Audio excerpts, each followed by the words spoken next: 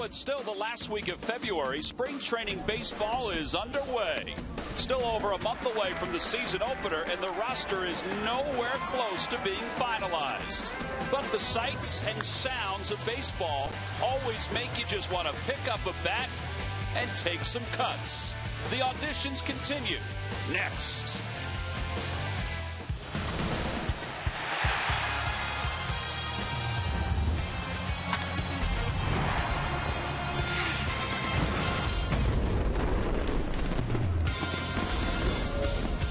Number 3 of games here in Clearwater, Florida, and the fans have settled in quite nicely. But over from Lakeland come the defending American League champions, the Detroit Tigers, and yep, they brought the Triple Crown winner from a season ago, Miguel Cabrera. It's the second straight day the Phillies face the Detroit Tigers this afternoon from Bright House Field here in Clearwater. Hi, everybody. I'm Tom McCarthy, along with Chris Wheeler. Sergeant Murph will be around a little later on in the telecast. Cliff Lee will take the baseball today for the Phillies, and so far, Wheels, so good for the Phillies starters. So far, so good, Tom. Yeah, both the guys have done very, very well, Hamels and Halladay. Here's Lee's shot today. Say he had a bizarre season last year would be an understatement. It was amazing when you compare what he did the year before and last year as far as win-loss goes. Well, there was no way to understand how that could happen. His numbers were still very, very good. He had some good starts, bad starts. The Phillies really didn't hit much for him. So Lee sat down before spring training started in his usual understated manner, talked about there's not a whole lot you can do in a season like that because it's just baseball. You can only control what you can control, and that's really all you should waste time worrying about. So it was just one of those years where things didn't go my way, but I tried to take care of the things I needed to take care of, and that's all I could really worry about. We need to have our guys healthy. I mean, last year we dealt with some injuries, key injuries. I mean, with Utley and Howard and Halladay a little bit, so, you know, those are arguably our 3 best players, so we need those guys to be on the field. We need all our guys on the field, and if we can stay healthy and just contribute the way that individually, if everyone contributes individually and does what they're supposed to do and stays healthy, we can beat anyone. You know, Tom, that's probably a pretty good way for a pitcher to go out and do their job because there really isn't anything they can do except control what they can do on the mound, and he's really good at that. Yeah, a couple of years ago, Cole Hamels talked about the same things when the Phillies offense wasn't getting him that many runs. All right, we mentioned the Detroit Tigers are over from Lakeland, Florida. They won 88 games last year and still went to the World Series. Well, this team is unbelievable. You talk about thunder in their lineup. They have great starting pitching. Their bullpen was good last year. They have to change some things this year, but when you look at Detroit and the things that they're able to do, you know, they had a funny season last year. They trailed the Chicago White Sox for much of the year and then poured it on at the end. The White Sox really struggled and fell out of it, but Detroit wound up going to the World Series and then losing to the San Francisco Giants, who were a buzzsaw team last year. They were one of those teams that just seemed like they were destined. Now, here are some off-season moves. They got Anibal Sanchez last year from the Marlins, and then he re-signed. He did a good job with the Tigers, helped solidify that rotation. Torrey Hunter, a big-time American League player, was with the Angels, the Twins for a lot of years. A guy can still play in the outfield, swing the bat a little bit, and they think he can really help them offensively and play the outfield, too. Yeah, the outfield is a big issue at Comerica Park, so now they have 2 center fielders, in Austin Jackson in center and Torrey Hunter in right field. Torrey Hunter will play this afternoon for the Detroit Tigers, and he will face Cliff Lee. He'll make his first spring training start. The lineups and first pitch when we return to Clearwater. Phillies baseball is brought to you by Citizens Bank, where good banking is good citizenship. Isn't it time you experience good banking? By Xfinity, the official HD triple play provider of your Phillies.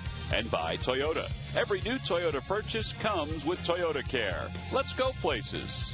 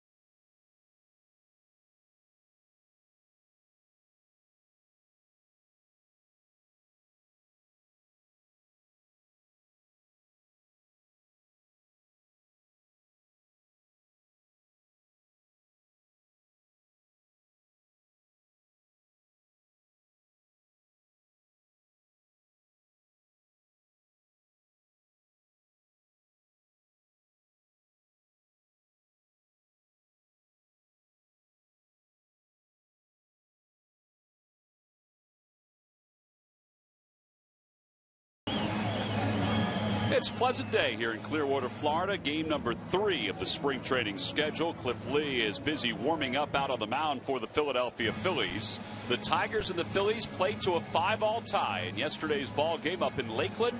That was a 10-inning game in which Roy Halladay pitched for the first time this spring and pitched very well. Gave up just 1 run on a home run by Victor Martinez. Speaking of Victor Martinez, he's part of this afternoon's lineup for the Tigers. Leading it off at center field, Austin Jackson. Torrey Hunter bats second.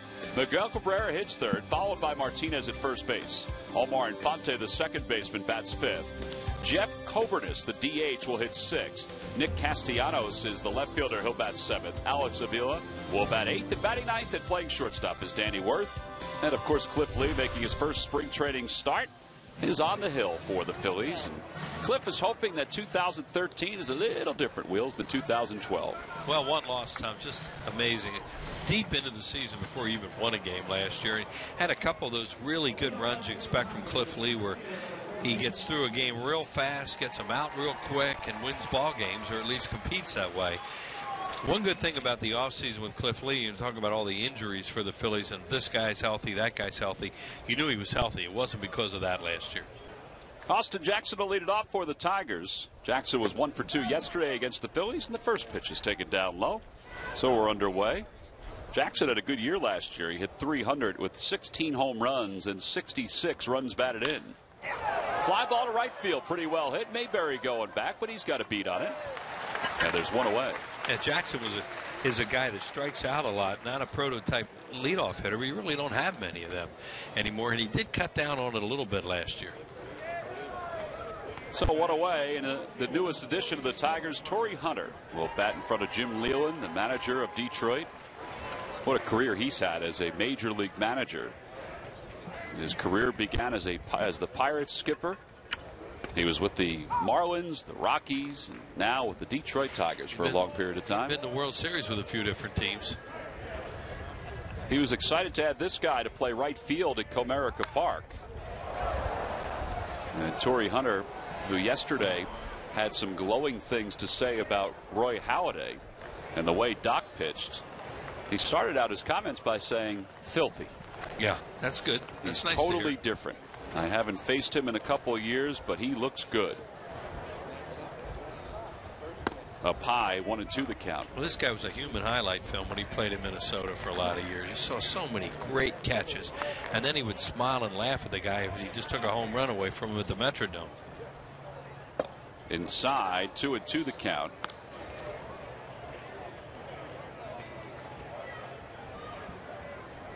Torrey Hunter was 0 for 3 yesterday. It's that one to the right side. Utley, nice play. Chase is moving very well this spring. Yeah, that's a real good sign, that play, because you got a good jump on it, number one. You have to, and then full extension, not thinking about anything else. And you know, hopefully we'll get to that point too. We don't even think about it, because he says he doesn't now, and that's really the most important thing. Didn't play yesterday, played game 1, and now gets a chance to play game 3. And that was planned by Charlie when spring training began. Triple Crown winner a season ago, Miguel Cabrera. It was something we haven't seen in baseball since 1967. It's so hard to do in the National League. It seems like it's been forever. That was by, it's Carl Yastrzemski with Boston. Lee's working real slow again this year. Jeez. Get it, throw it.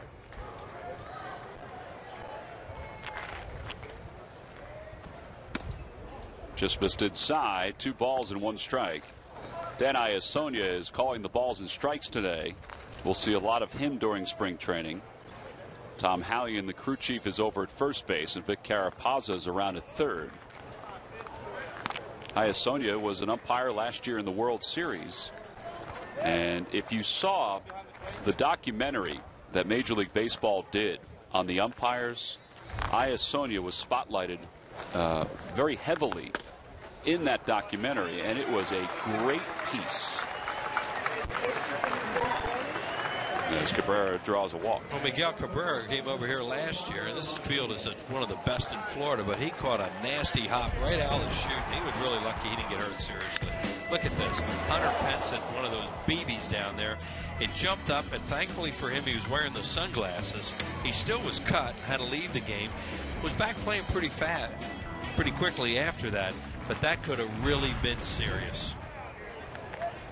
Well, it didn't affect his eyesight whatsoever during the season. Well, no, that was the thing about it. You know, I remember thinking a couple of times during the season, well, I wonder if he has a yips at third, but he has no problem at the plate. Victor Martinez, who so far has 4 hits and 7 at-bats. He missed all of last year with a torn ACL. It was 16 months between at-bats at the end of the 2011 season and the beginning of this year's spring training since Martinez played in the ballgame. This guy could really hit. He's a switch hitter. He started out as a catcher with Cleveland. Tough to play him there. Maybe a little bit at first base, but DH, he's a great DH.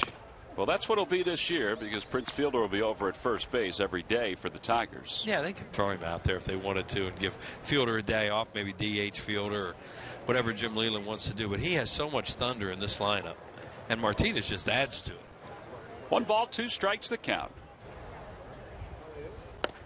And that pitch just barely below the knees. And it's 2-2.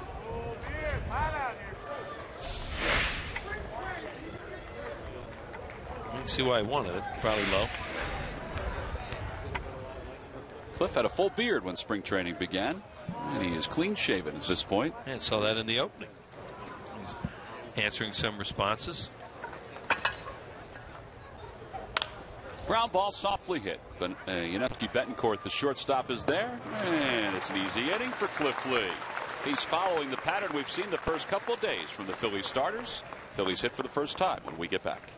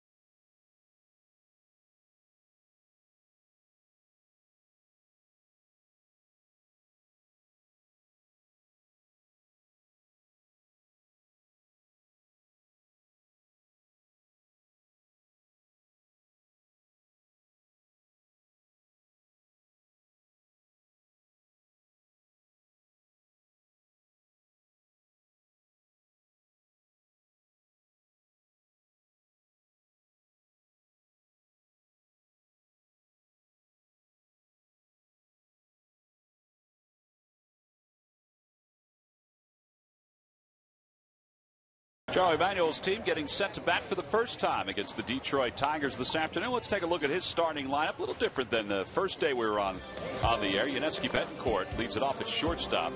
Chase Utley bats second today with a left-hander out on the mound. Michael Young hits third. Ryan Howard bats cleanup. Darren Ruff's in left field. He'll hit fifth.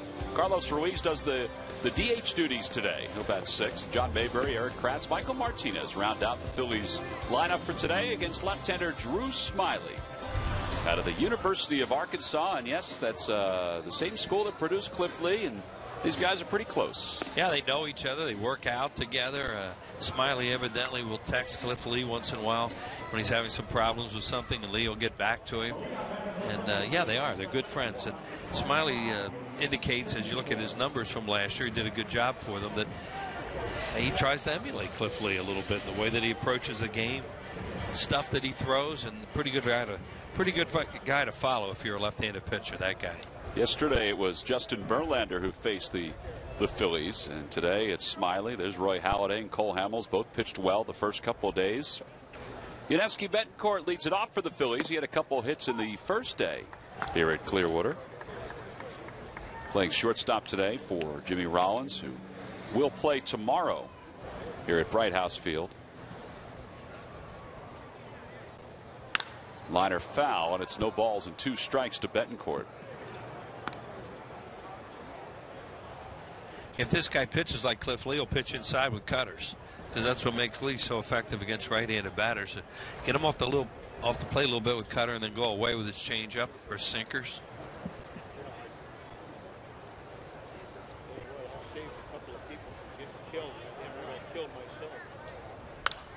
Popped him up, foul territory. Victor Martinez is near the coach's box, 1 away. That's kind of what you were talking about there, Wheels, keeping him off balance a little bit. In, then away. Yep.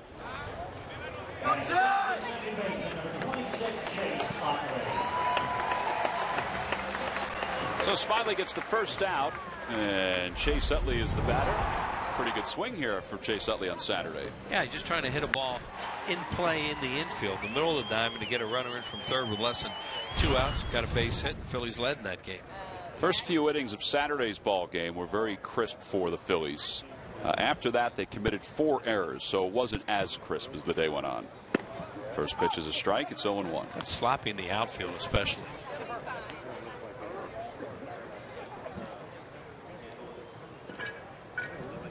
Utley last year, 11 home runs and 45 RBIs in 83 games for the Phillies. And he's behind, no balls and 2 strikes. Roll out a curveball, too. Delhi's a 4-pitch pitcher, and that's Cliff Lee.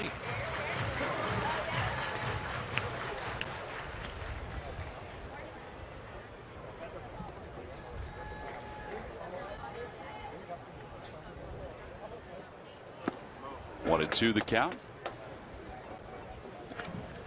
These guys have to be favored to win the American League, their division, the American League again, the Central. They are really a good team. Dave Dombrowski, who's here today, done a very good job with them. Fouled away. Last year they won 88 games, but still managed to get to the World Series. Yeah, we're going to go to Detroit this year. Phillies will play these guys in interleague play. Also go to Cleveland, Minnesota. Comerica Park's one of the bigger ballparks that you will go to. Yeah, and it's smaller than what we saw it the first Right. time. We were out there a number of years ago, and they shrunk it a little bit in the outfield. Have a 2-game series in Boston this year, too.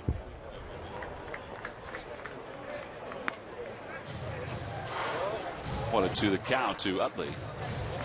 Phillies will be in Detroit July 26th, 27th, and 28th. It's a nice ballpark. It's very difficult, though, to see at times because the way it's set up, there's a lot of glare all the way around. 2 and 2 the count to Utley. I just remember how big it was and thinking they're going to have to do something about this. It's really too big. And they did bring the fences in some areas. I remember talking to Curtis Granderson about it. He said he liked it because he liked going after the balls in the outfield, but he also loved all the triples he could get. Yeah. Utley chops that one to the right side. Smiley is over to cover. And a good feed from Victor Martinez. 3-1 on the putout. And there are 2 outs here in the first. And Michael Young batting third today. This lineup is not a surprise the way Charlie Manuel has it structured, because he did say the other day, we had a long conversation with Charlie and Rich Doobie and Ruben Amaro. He did say against lefties he may move Utley up to the 2-hole. He could bat Utley in other spots. And by moving him up to the 2-hole, he could put Michael Young in the 3 spot. He said it also will depend on how many lefties are in the bullpen for the opposition. Yeah, and in this case, you have a lefty starter, so it breaks up the left-handers right out of the chute. But Charlie did emphasize that his lineup will take care of itself as spring training moves on, that nothing is set in stone. 2-0 the count to Young.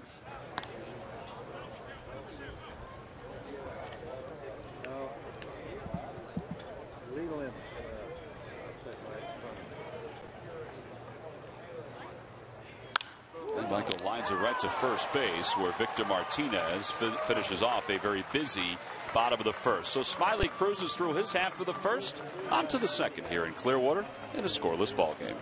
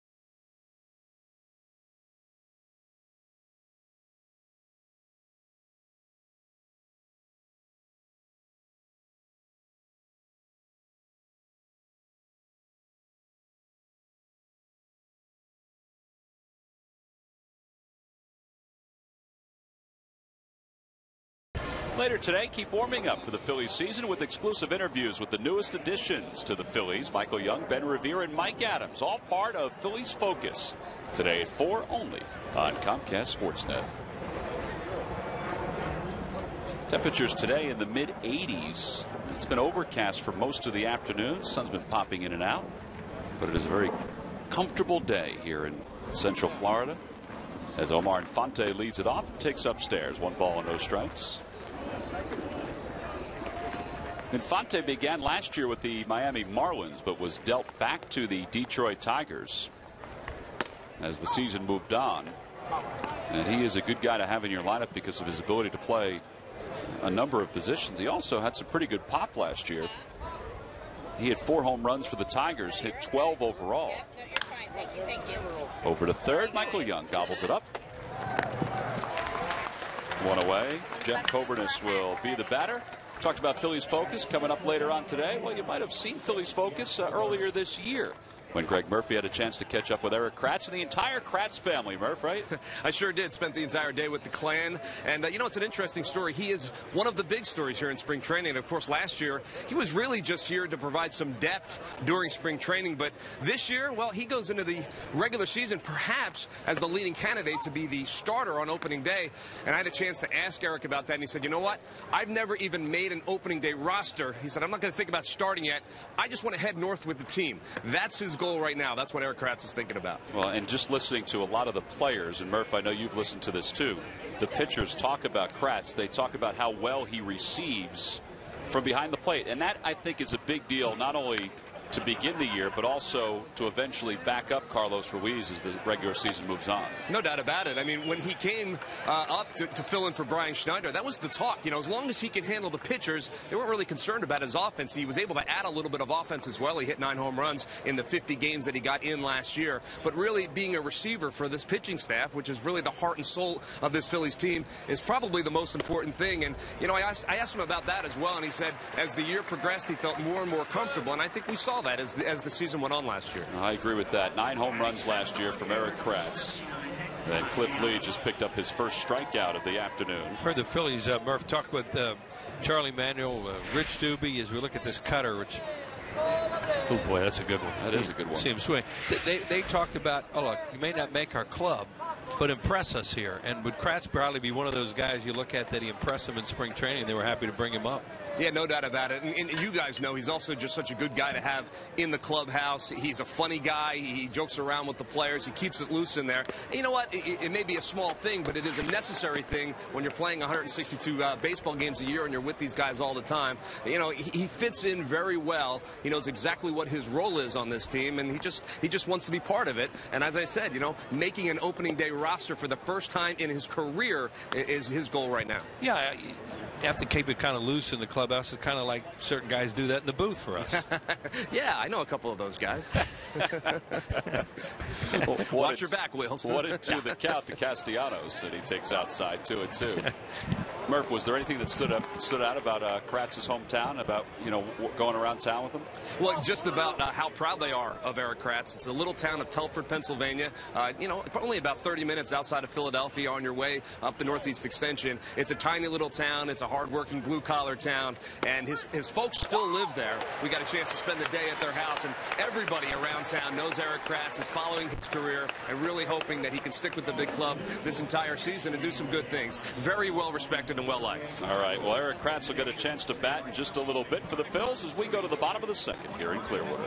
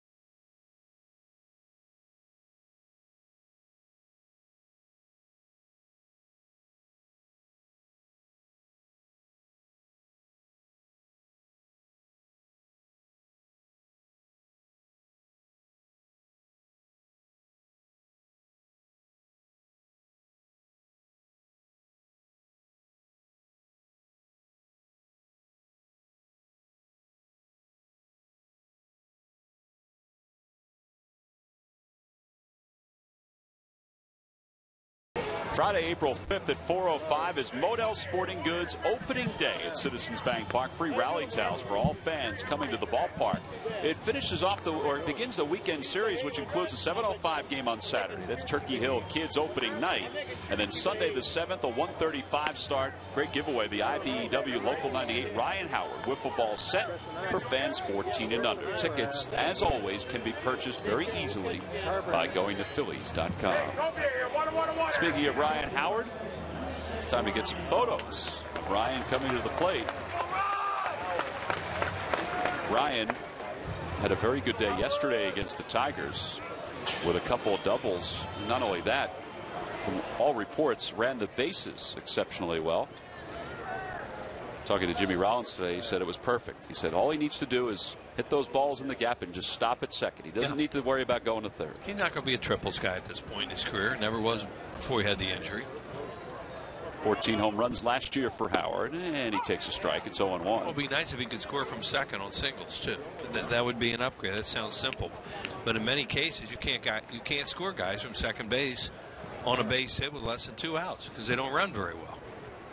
A lot of folks were pointing toward a rundown that he was in yesterday as a clear indication that his Achilles is 100% better than a year ago, because although he was tagged out, he was able to go back and forth with relative ease. And he stayed in long enough for the hitter to get to second. Probably tell you shouldn't have been in it to begin with. But once you get in one of those things and you made a mistake, see if you can make them make the mistake then and not get you quick enough, and at least the batter will replace you. 2-2 the count as he waves at a breaking pitch. Howard is a little frustrated after day number 1. He struck out twice here in Clearwater, but yesterday 2 for 3 with an RBI.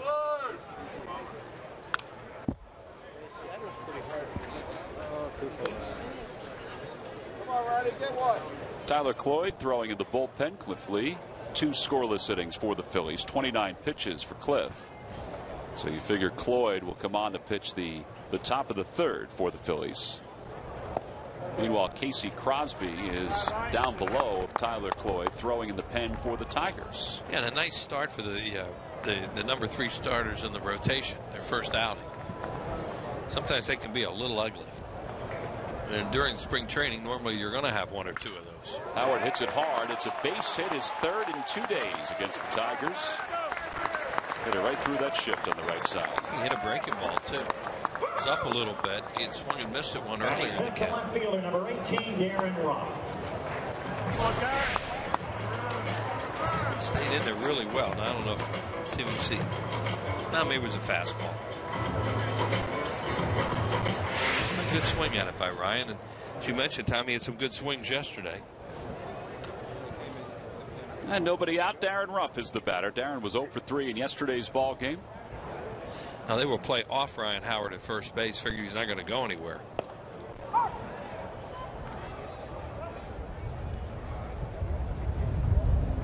Right there, they won't hold him on.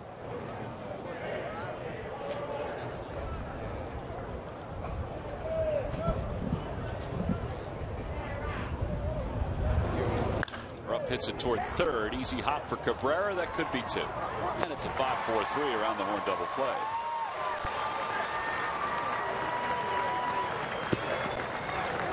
So 2 outs here at the bottom of the second. That hop was a little easier than the one he had last year. It'd be tougher to get a more unlikely bounce than the one Cabrera got last year. As we mentioned earlier when we showed that thing, he was just so lucky to not be more seriously injured, and those sunglasses really saved him. There he is, and he got him on today. The sun peeking in and out. It's out right now a little bit. As Tom said, it's been mostly overcast. Carlos Ruiz DHing today, takes inside, or in the inside corner, I should say. It's 0-1. Wind blowing out to left and left center again. The hitters are going to get some help when the ball in the air out that way. Wind out of the southwest because it's a nice warm day. High chopper to shortstop. Danny Worth is in position to throw out Carlos Ruiz. No runs, 1 hit, nobody left for the Phillies. Quickly, we're through 2 here in Clearwater.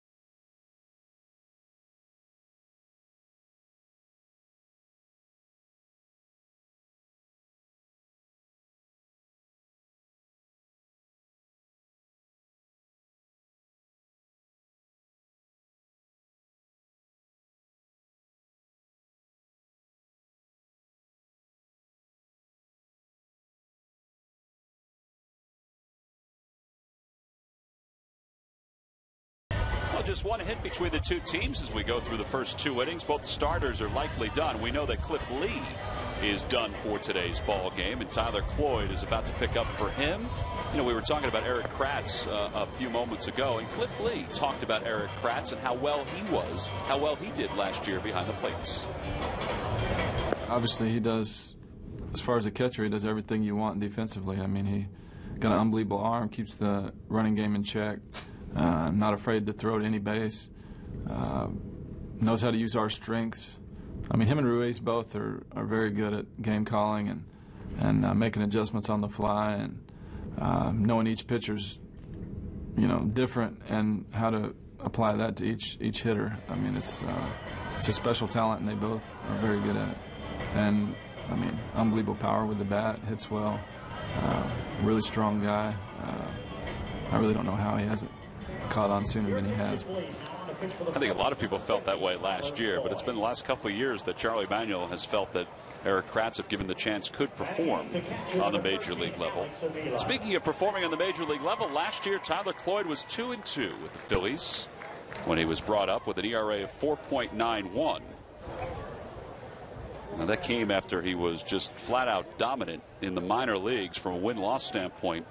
He won 15 games and had an earned run average combined of 2.26 between AA and AAA. And the first pitch to Alex Avila is swung on and missed, and it's 0-1. People know Cloyd by now. He's a command pitcher. Throws a lot of cut fastballs. That is a pitch he must have command on to have success. A few changeups. Now there's that cut fastball that Wheels was talking about. It's 1 ball and 1 strike. Yeah, he's one of those guys never going to light up a radar gun and impress somebody. Rich Doobie looking on, and well, he got a lot of pitchers to look at this spring. Tom Hallion was kidding around with him before the game. That was funny. First base umpire today, veteran guy, has been around a long time and well-respected umpire. And Dubes is sitting over there, and he could hear Hallion up here go, "Hey, you still got a job, huh?" Can't wait to talk to Doobie about that. Ground ball foul. I'm sure Dubes wanted to say the same thing to Tom, but decided not to. I'm sure he may have said it in his own way. 1-2 the count to Avila, who last year was a .243 hitter with 9 home runs and 48 RBIs. He has turned into a very good receiver for the Tigers. 2-2 the count to him. Gets to catch a pretty good staff, too. They really have some strikeouts in that pitching staff.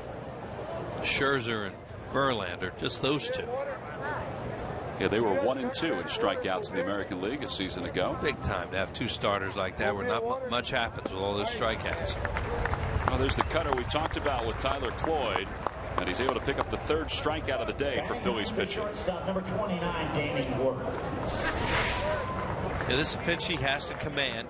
You see it dive down. We thought it was a slider when he first came up because it has depth to it, and then learn the more you watch him. Then he calls it a cutter, and so does Rod Nichols, he's pitching coach, who will be with the Phillies this year on the major league level. Had him last year. Well, he delivers the first pitch to Danny Worth outside, and it's 1 ball and no strikes. Worth played in 43 games for the Tigers a season ago. A .216 hitter with no home runs and 3 runs batted in. To the left side, Betancourt charging. And he's made a couple plays like that so far in the first 3 games, and they're 2 outs.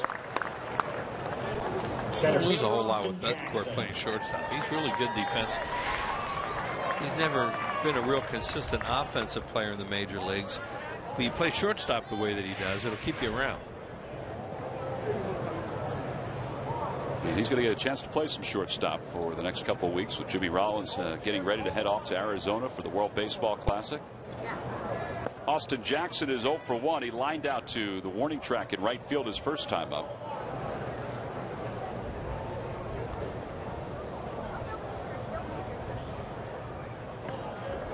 Two and 0 the count.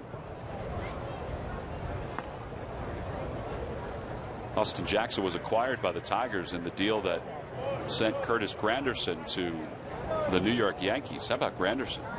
Out for 10 weeks with a broken forearm. He was hit on the forearm yesterday by a pitch from Jay Happ. I remember him breaking his hand or his wrist, something like that, in a game at Jack Russell Stadium in spring training when he was with Detroit. And that has to be 8, 9, 10 years ago, because this is the 10th year we've been in this ballpark. So kind of a rainy afternoon, not a nice day. They almost didn't play the game, and he wound up suffering that serious injury. It was ball 4 to Austin Jackson. Well, originally yesterday when Granderson left the game, they reported it, as you would imagine, as just a bruise to that forearm. But after taking x-rays, they realized the worst case scenario. Torrey Hunter grounded out to second his first time up, and a fine play by Chase Utley. So he's 0 for 1. Got to keep an eye on Jackson over at first, and there he goes. Pitch is taken for a ball. The throw by Kratz a little high. And then Jackson swipes second base. Yeah, that's why they like him at the top of the order. Even though he strikes out so much, he gets on base. He can steal a bag for you. Really good athlete. Got a great jump on Cloyd. Not much Kratz could do there. Kratz came up firing, did not throw from the crouch. And even if Chase had kept the ball in the glove, he's safe. Last year, Jackson had 12 stolen bases. 2-0 the count. You wouldn't think they'd run a lot as far as steals and those kind of things. As an American League team with the Thunder they have in that lineup, why would you run yourself into outs when you can hit the way that they do? Not like they have to scrap around for runs. Yeah, the best base stealer the Tigers have, let's say in today's game and possibly on their roster, will be Coburnis, who is the Rule 5 selection out of the Washington Nationals organization, who stole 42 bags last year. That ball's on the inside corner. It's 2-1.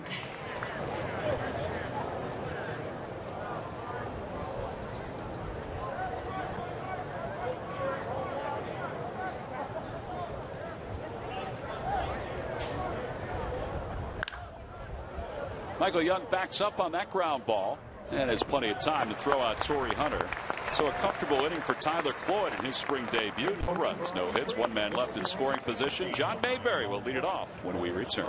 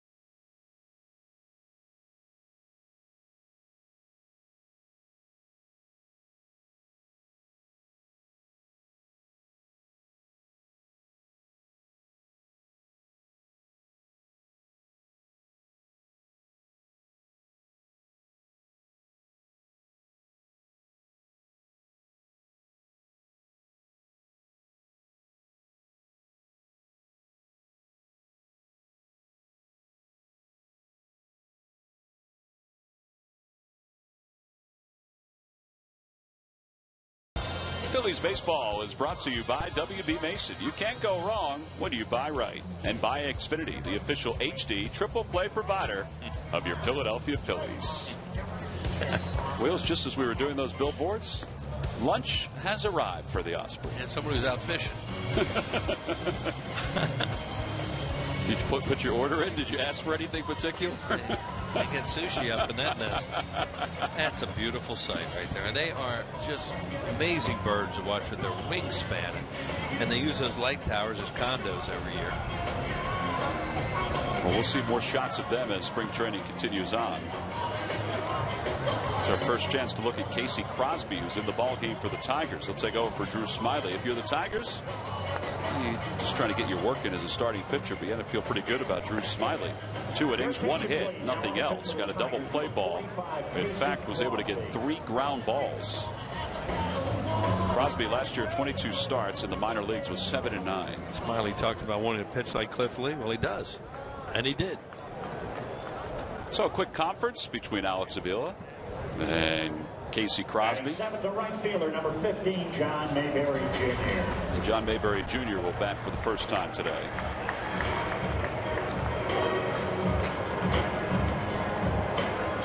John was 0 for 3 with a run scored in yesterday's ball game. As everybody knows, he had a better second half last season than first half. He did an admirable job in center field once Victorino was traded to the Dodgers. And he takes upstairs. 1 ball and no strikes. Last year he came to camp. He was pretty much the Phillies' everyday left fielder. This year he should have a spot on the roster. He's out of options. And he rips that one to center field. Hit it right on the nose, but Austin Jackson is able to track it down.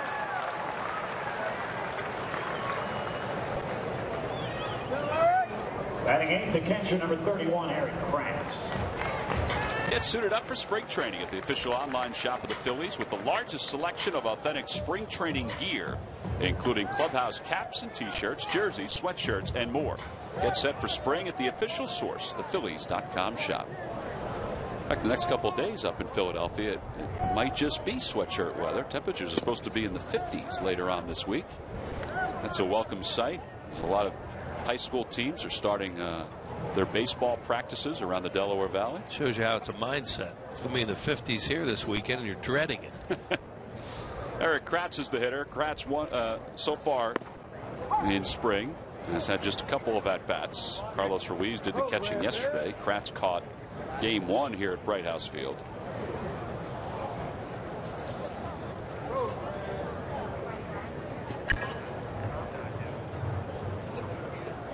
Big curveball outside.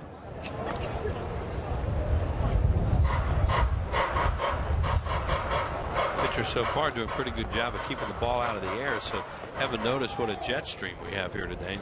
You get up in the air with something on it towards left and left center. We'll have some homers.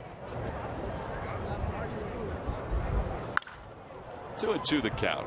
Kratz has hit some monsters here in spring training. He's worn out that tiki bar out there, Frenchie's Tiki Hut, Tiki Bar. There's the wind blowing out the left and left center. Yeah, he had one off the top, off the roof of that last year. Yep, had some go over that over the years here. The wind's blowing out. Great spot for the fans. They just love it out there.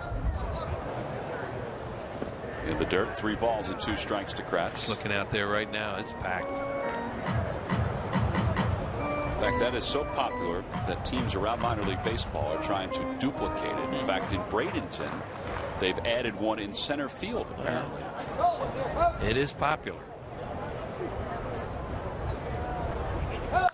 Ball's hit hard right at the shortstop, Danny Worth.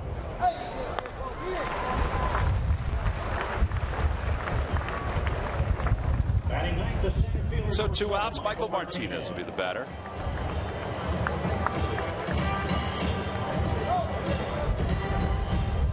Casey Crosby, 24 years old, drafted by the Tigers in the 5th round of the 2007 Major League Draft.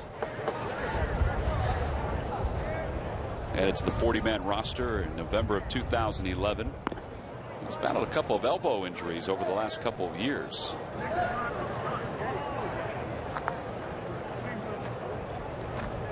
He did make it to the big leagues last year and pitched in 3 games. Up high, 2-0 to Michael Martinez. Well, you never know what will happen during spring training, but Ruben Amaro said the other day that Michael Martinez will most likely begin the year in the minor leagues in AAA, where he'll play some shortstop. Just looking out at Crosby, trying to figure he's got some laces hanging off his glove. And sometimes, during the regular season especially, hitters will see that and they'll see the laces hanging off there. That's could be distracting to a hitter. And, they'll stop the game and go cut those. It's spring training for the baseball gloves too, Wheels. Exactly. Usually don't stop a game for that, but You see something like that, and it's a different color. It's very light. That's where his pinky is. That's the laces for where his pinky is being held into the inside of the glove. Liner to right field. Torrey Hunter comes in to make the one-handed catch. Phillies hit a couple balls hard in this inning against Casey Crosby. Nothing to show for it as they are set down in order as they settle in out at Frenchie's Tiki Bar.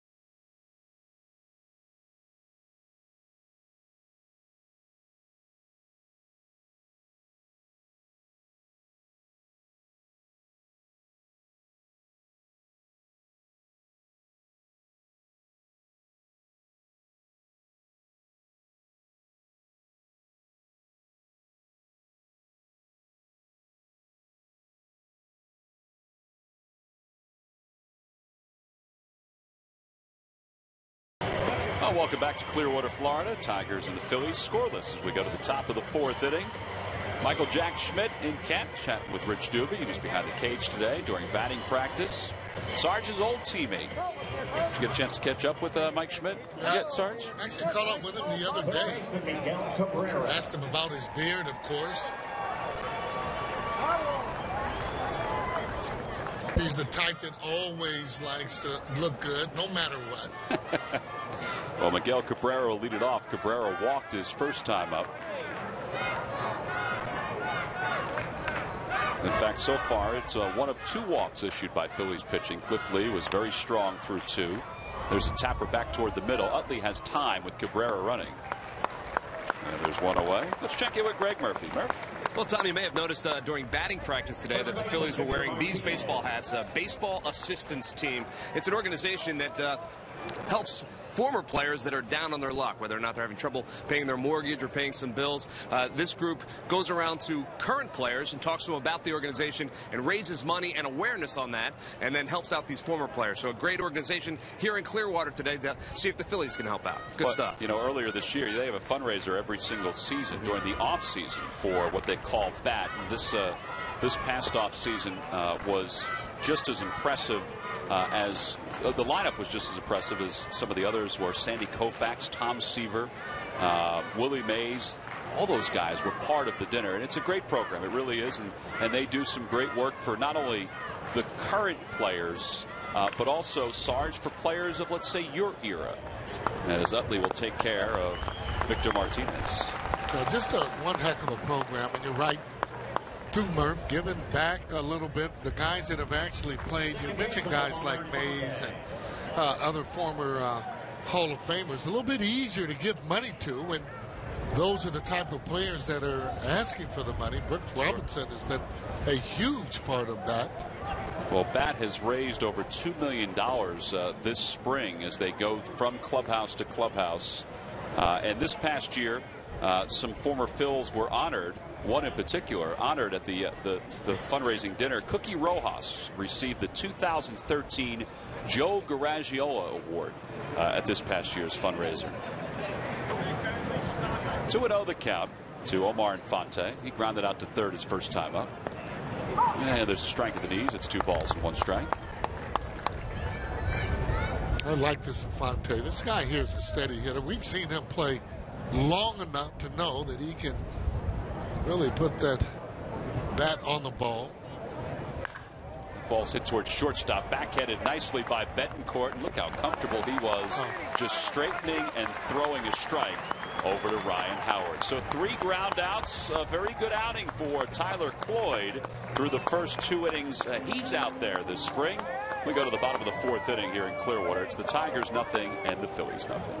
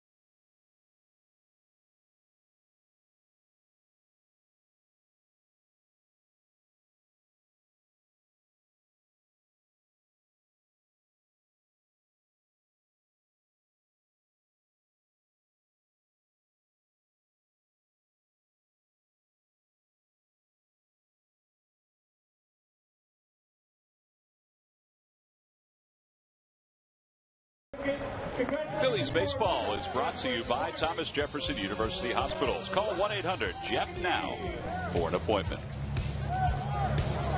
Last of the 4th inning here in Clearwater. No score so far between the Tigers and the Phillies. Only 1 base hit. That was off the bat of Ryan Howard. It'll be Betancourt, Utley, and Michael Young scheduled to bat in this inning against Casey Crosby. Crosby is getting set for his 2nd inning. Drew Smiley started with the first 2. And allowed 1 hit. That was the hit to Ryan Howard.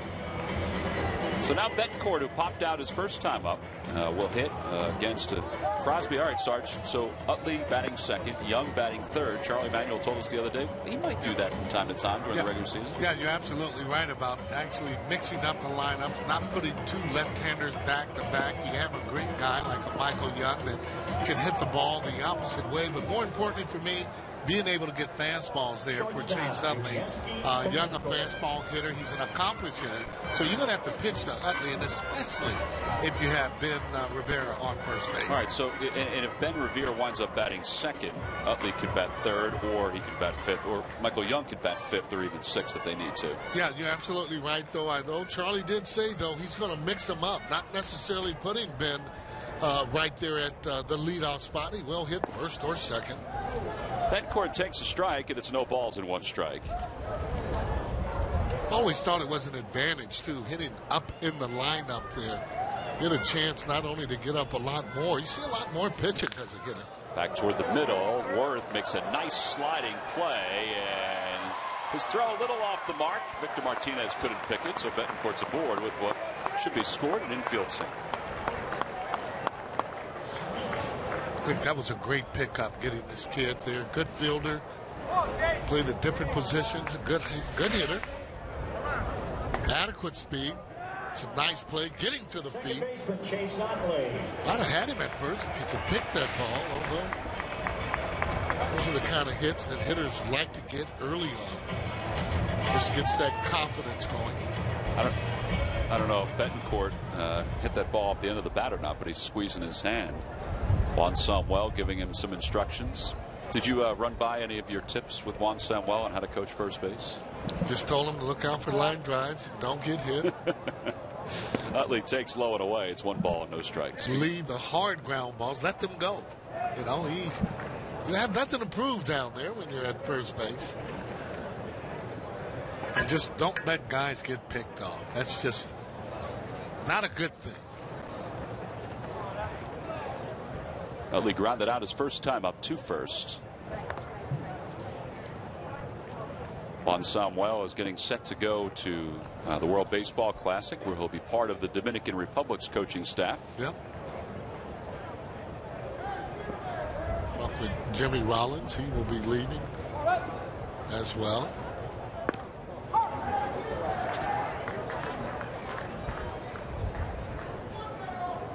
There's Juan Samuel, and Ryan Sandberg will be the third base coach for the Phillies this year. Phillies will have 7 coaches that can be on the bench or in the bullpen this year. That's different. Major League Baseball usually or used to have just 6 that were allowed to be in uniform on the bench or in the bullpen, but they've made an adjustment this year. Part of that is because so many teams are going with this second hitting coach. So Wally Joyner will indeed be part of the bench instead of having to be, in the cage or in the video room for most of a ball game. Outside, 2-1. And there's an advantage that you have there because you're able to have a hitting coach in the cage, being able to go and see what the guys are doing as opposed to maybe just someone doing flips.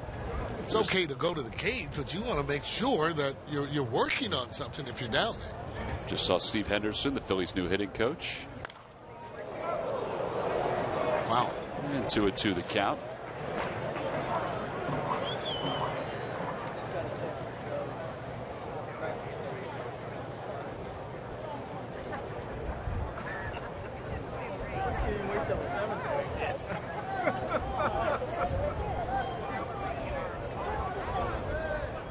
To the count to Utley.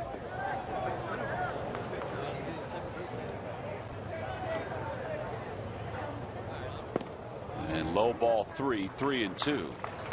Kind of thought he was looking for something inside to try and pull in that hole. Utley, one of the hitters on the team that can pull the ball to the right side. Makes it easy to get over to third base when you're able to hit a ground ball through the right side. Betancourt took off after the pitch was delivered with the count 3-2 and nobody out. So Charlie Manuel early on putting the guys in motion. We saw that on Saturday in 3-1 counts where guys were taken off. You should automatically be able to get there if the ball's hit to right field or to center field.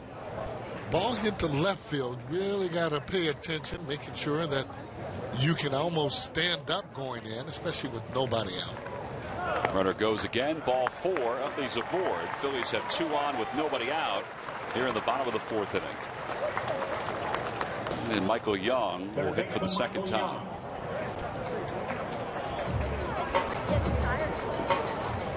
Those big situations when you have that runner running and the hitter not swinging a ball in the dirt.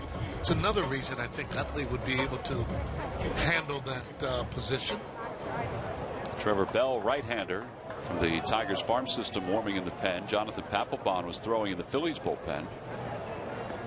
Nobody out. Michael Young, who lined out to Victor Martinez his first time up, stands in. And he takes low and inside. 1 ball and no strikes.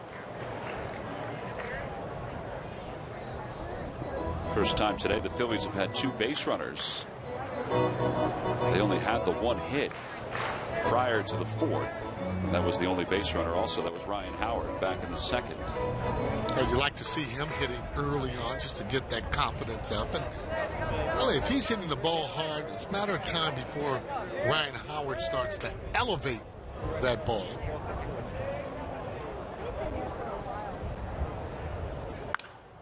Down the right field line, 1 ball and 1 strike to count. Today we got vanilla, we got chocolate, we got see him do a lot of that this year. He stays inside the ball, meaning that he's trying to actually go that opposite way. He will turn on the ball. You can consistently pitch him inside.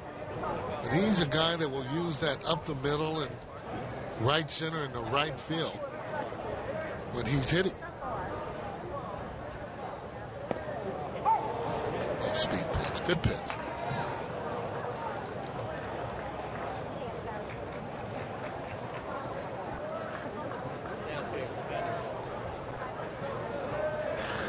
This guy's been a good hitter everywhere he has gone, including the minor leagues. stays alive, and the count remains 1 ball and 2 strikes. Over 2,000 career hits. I asked Michael Young today how things are going. He said, great. He said it's been everything about the transition from Texas to Philadelphia has been outstanding. Good group of guys, great clubhouse. Loves this facility. Oh, have to. Think he's probably going to remain a little stronger here with the Phillies just because of the weather not being so hot and humid like it is in Texas. Outside 2-2. That breaking ball never did break fully.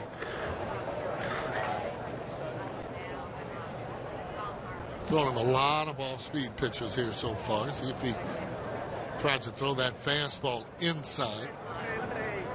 Try and tie Michael up.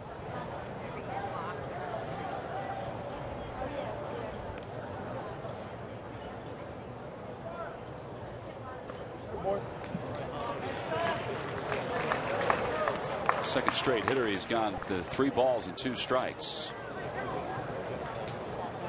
See whether or not Charlie's going to actually send the runners here. You know, for me, I don't like seeing the runners go when you have the big piece, Ryan Howard, hitting with the men on base. I'd like to see him hit with the men on base. Second and third, they might try and pitch around him. Low ball 4. The bases are loaded. So back-to-back walks.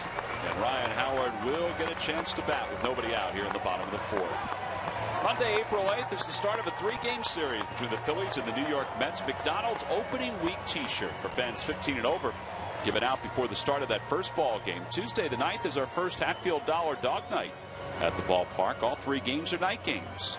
Get your tickets by heading to Phillies.com. Also can get a complete recap of the day in Clearwater by going to Phillies.com. Scott Palmer is down here getting video and interviews that you can watch on Phillies.com. Todd Zolecki is covering the Phillies for MLB.com, and his stories run on the Phillies website. First baseman Ryan Howard. Ryan Howard, who singled his last time up, bats with the bases loaded, lefty on lefty. Betancourt over at third, Utley at second, Young at first. You can tell when he hits the left-handers, Tom, that he's seeing the ball pretty good, and that means he's letting the ball usually get out of the pitcher's hand as opposed to making a movement before. Swing and a miss at the first pitch fastball. It's 0-1. Well, yesterday he had 2 doubles, as we said, against the Tigers. One of the doubles, it sounded as if he broke his bat. And he said to me today, he said, no, I didn't break my bat. He said, but I was able to let the ball get very deep before I took my swing. And that's a big deal as far as his success goes, that he was on it. Yeah. Yeah, you want it to get deep, not too deep. Just when you let it getting deep, that means you're seeing the ball a lot better. Deeper you're able to see the ball, and the quicker you're able to pick up the spin of the ball. Well, that's what it's all about. That determines whether or not it's fastball or off-speed pitch.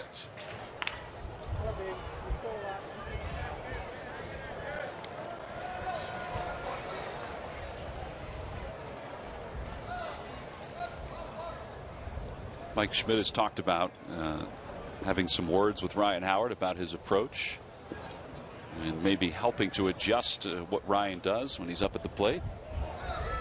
Always good to have a Hall of Famer to chat with. That one's hit to right center field. It's hit well enough to score Betancourt from third. Jackson makes the catch. Betancourt will cross the plate. Everybody else moves up. Solid base running for the Phillies. It's 1-0 here in the bottom of the 4th. Well, you're right about that. That's good base running, having everybody move up.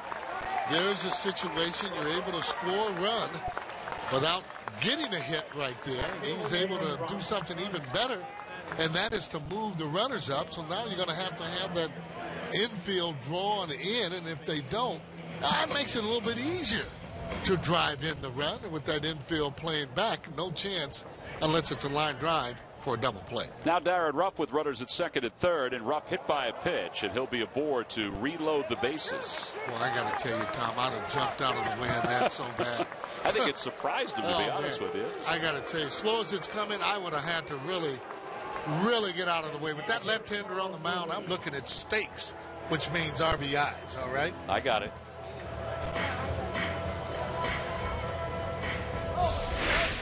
Take a look at it and see how slow it is. I would have been trying to jump the rope right there. I'm telling you. Oh, no. Well, Ruiz gets a chance to bat now with the bases loaded. Now, in the 10th inning or 11th inning, and we're at home or whatever, and it's coming like that, you betcha. Game-winning hit I'm thinking about.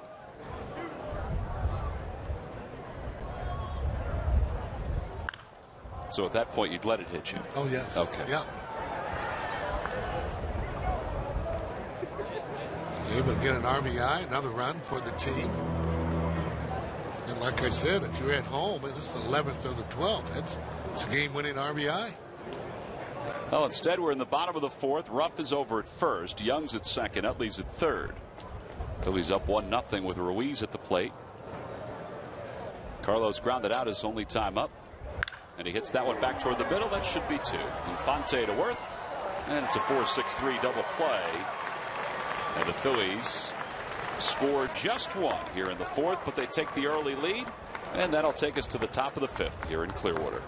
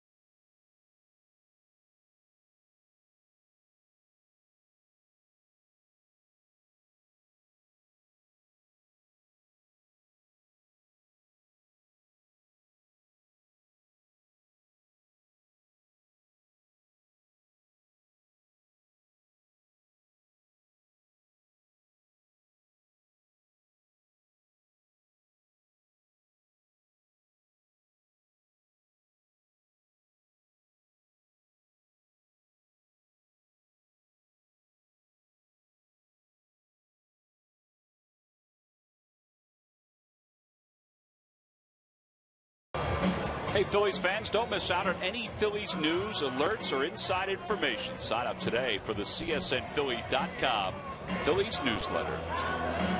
For the books here in Clearwater, Phillies up 1-0. As we go to the 5th, yesterday the Tigers and the Phillies played to a 5-all tie in a game that went 10 innings. Jonathan Papelbon did not pitch in yesterday's ball game, but he's getting a chance to pitch the 5th inning here. And he'll face 6, 7, and 8 for the Detroit Tigers after Tyler Cloyd pitched 2 scoreless innings. Papelbon last year 5 and 6. He's effective as the closer, obviously, for the Phillies. Going to get some help this year with Mike Adams in the 8th inning. So as Papelbon gets ready to face the Tigers here at the top of the 5th, let's check in with Greg Murphy, who's with Phillies front office member Benny Looper. That's right, Assistant General Manager Benny Looper. And, we're getting a chance to look at some young players, of course, in spring training. And we'll talk a little bit about some of the names that Phillies fans at home should be looking for. But first, a deal was made 2 days ago, sending Michael Schwimmer up to Toronto. And in return, we get a young guy with a big bat, right? That's right. He's a young left-handed power bat that'll probably start in the Lakewood. He was in the Northwest League last year. He's got power potential, first baseman. And, looking at our system, we don't have a lot of guys at first base, so we thought he was a great addition. Besides, we liked the player. And a young man named Art Charles, so we'll get a chance to see him, I would imagine, here at the complex over the next couple of weeks. And also some young arms that I know the organization is really high on. Kind of Jonathan Pettibone, perhaps, we'll see coming up in a couple of innings soon. What does he bring to the table? Jonathan's a tall kid. He's about 6'5". He has a good plane on the ball. Will throw average to above average with his fastball. His changeup is actually his second pitch, and his slider. Last year, Rod added a cutter to him when he got in AAA and actually helped his slider. So he's a 3 or 4 pitch guy, a good command, and a good plane on his ball. And what about a guy like Ethan Martin? Ethan Martin's the kid we got in the trade last summer. He was in AA with us the remainder of the year, August. He's a strong power arm. He's got a very good curveball, slider, and change. Again, he pitched very well for us in Reading when he finished the year. You know, obviously pitching so important in the game of baseball. It's the cornerstone of this ball club, the big league club. But how important is it, Benny, that you guys have these arms that hopefully will come up and help the club in years to come? Well, first of all, it gives us some depth for this year. Hopefully we won't need them. And these guys maybe aren't ready right now, but they're close. And then for the years to come, next year and the next year, they give us, it gives us hope as far as having pitchers on the front end of the rotation type guys. And one other guy I want to ask you about is Tommy Joseph. There's been so much talk about him. He came over to the organization last year and really looks like a blue chip prospect behind the plate. Yes, he is. He's going to be a catcher that can catch and have some bat potential as well. May not be a high average guy, but we think he's going to hit with some power.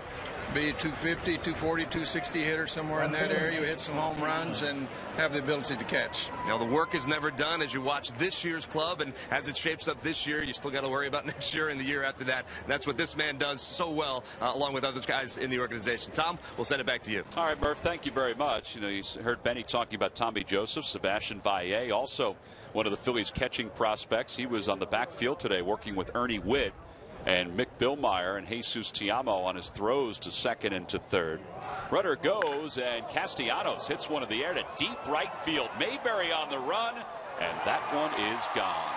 The Tigers take a 2-1 lead on an opposite field home run by Nick Castellanos, who will be their everyday left fielder in 2013.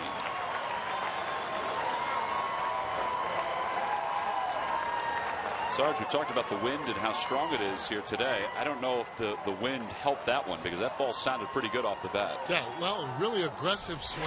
The runners was actually going at the time there. And you see the ball out over the plate, but more importantly, when you're trying on a hit and run, you're trying to drive that ball to right field. He stayed right on it, got the good part of the bat right on the ball there, consequently going out of the ballpark. There's been a lot of talk about Castellanos and what his role will be with the Tigers when Miguel Cabrera goes to the World Baseball Classic. Well, Jim Leyland said today that he will remain in left field. He will not come over to play any third base while Cabrera is away with Venezuela in the World Baseball Classic. Got a chance to be a pretty good player for Detroit in the years to come. Well, they think they have a better team this year than they did last year. Obviously, getting to the World Series and talking with Lloyd McClendon about it. They clinched so early, they started playing the inter-squad games. Guess what? Got into bad habits up at the plate, taking that right into the World Series, not able to recuperate. I think Papelbon's wanted a couple of those pitches that Dan Iasonia has not given him, including a 2-strike pitch to Cobernis. He wound up giving up a base hit on the next pitch. I thought that ball was a strike. Had good break on it, and that's what you're going on with the your closer here, Papelbon. 2-2 the count. Well, nobody wants to give up runs, but this is to get the guys in shape, get their arms in shape, get them thinking what location they're trying to throw the ball to. And I thought he did have a 2-2 strikeout, but wasn't to be. So you make the adjustment, up to the player to make the adjustment to the umpire.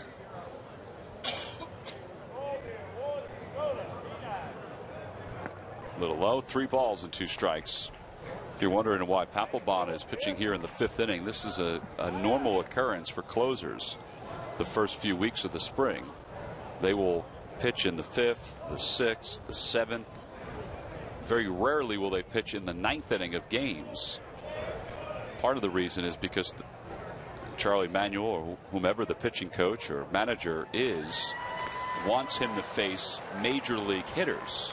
And usually at the end of games in spring training, they're minor league hitters that are in the lineup. Plus, they want to make sure that they do get into a game. Yeah, I thought mostly getting into the ball game. You hate to have a closer go on the road with you, and he's supposed to get some work, and then that situation doesn't present itself. So what they do, you're right, you put him in there in earlier innings, making sure that he gets the right amount of innings over the course of spring training. Danny Worth is the hitter, number 9 batter for the Tigers, and he takes strike 1. Worth is 0 for 1. He grounded out to short.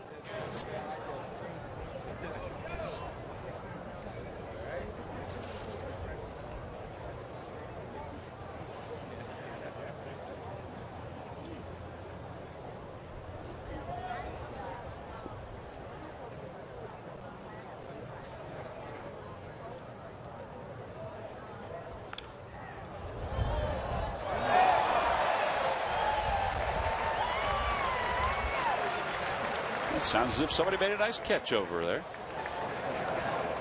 I'll tell you, with all the hitters they have on the team, and really only 2 legit hitters on Detroit Tigers for me, Cabrera and also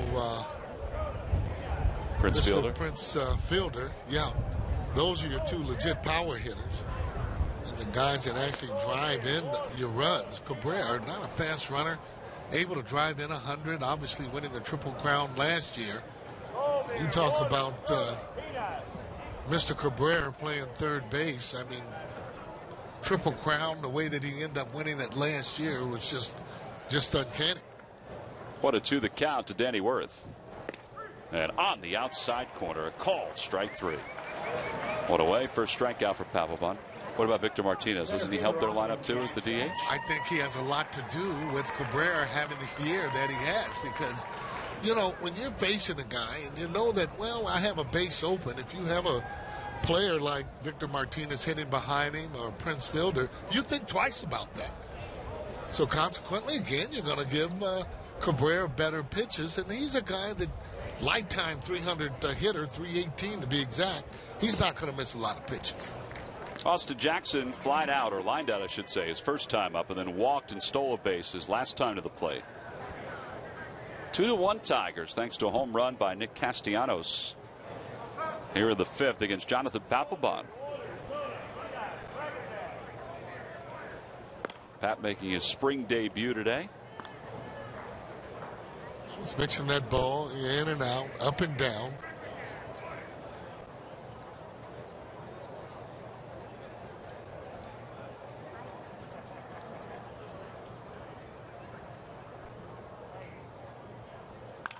On the hands, shallow right center field. Michael Martinez can't get to it. Thought about trying to get the force at second. Well, he made a good play, I thought, coming in hard all the way. You know, not letting that runner know whether or not you're going to catch it or not. He did catch it on one hop. Take a look at it as he comes in. He's coming in hard. That runner, you don't know. Then he picks it up. Made a good throw, too, as he threw the ball into second base. One hop.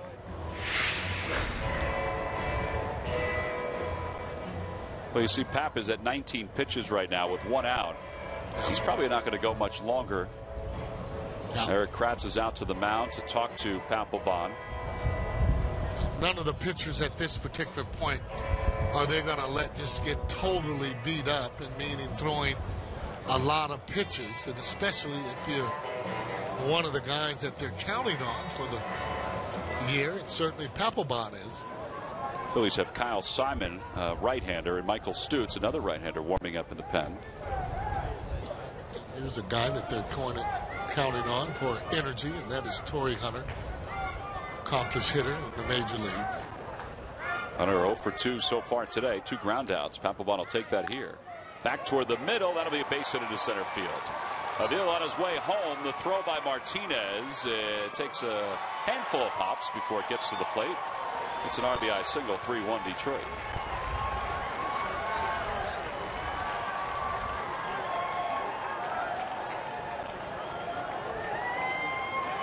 So Torrey Hunter gets a base hit to drive in the third run of the inning for the Tigers. Yeah, that's what he's going to bring. That ball there, not trying to pull it right up the middle.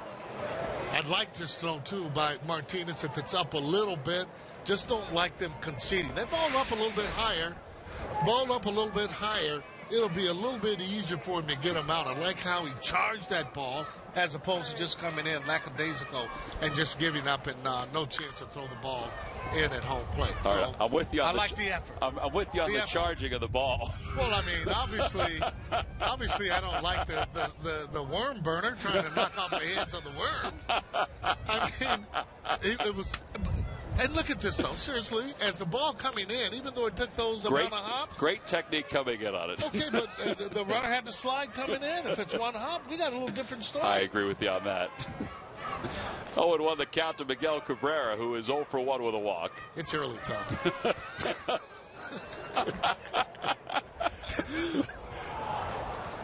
Papelbon wanted that to be a strike. Here we go, Sarge. All right, take a look at it. Now he's coming in, and although, yeah, it does take a lot of hops. If it's 1, 2, 3, 4, okay. If that throw had been to Yuniesky Betancourt at shortstop, it was right on target. Well, he had a chance to catch the ball and get the runner at home plate for me in that particular instance. Inside corner, 1-2 the count. You gotta find positives with every play. Okay?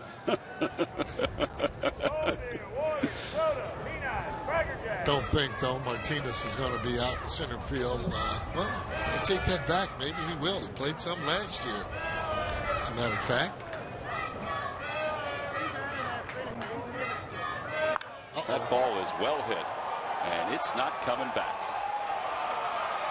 That is one of the longest home runs you're going to see here at Bright House Field or in any field. It's a 3-run bomb. And it's now 6-1 Detroit.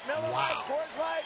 Boy, you talking about getting on top of a high pitch. He hit 44 home runs last year for the Detroit Tigers, winning that Triple Crown.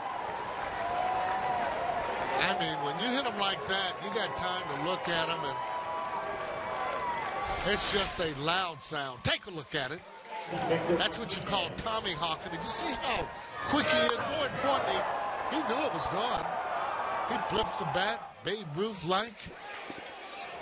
Look how far the ball goes. Is that over the tiki bar? That is over the tiki bar, I think over the back fence and out into the parking lot here in Clearwater. There's a lot of cars parked back there, Tom. Victor Martinez, the hitter, with nobody on and 1 out. 6 runs have crossed the plate in this inning for Detroit. I mean, we've seen a lot of games here in the 10 years of Bright House Field. I can't remember a ball. I mean, I know there has been some. It went over the secondary tiki roof and that blue roof. Right in the middle of those two right there is where it went over. Well, I mean, that's a shot. Not only that, he cleared his hips, bat going right through. I mean, he got the good part of the bat right on the ball.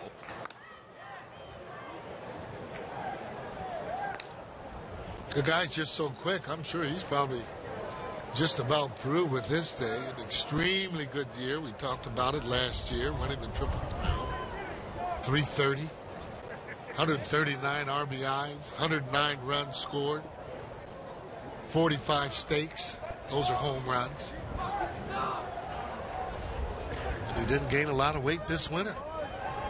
No, he does look pretty much the same, doesn't he? Yeah. 0-2 the count to Martinez. On the inside corner, Martinez rung up for the second out here in the 5th inning.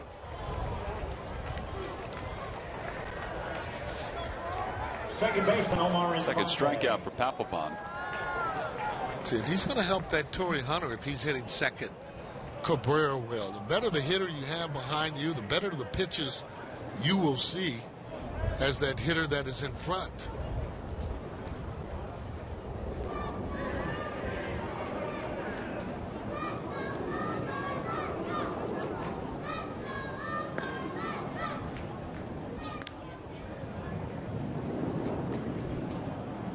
Those balls that go as far as the one that Cabrera hit. I mean, they do it in a way where they're not even really grunting and trying to hit it out. They're just so quick inside. Hand-eye coordination propels that ball to get exactly where it did. 2-0 the count to Omar Infante. Tigers have batted around here in the 5th inning. They've scored 6 runs on 5 hits.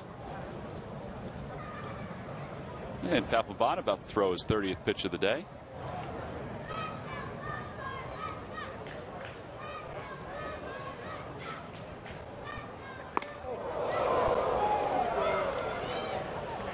Nothing wrong with that. Wasn't close, just up in the zone.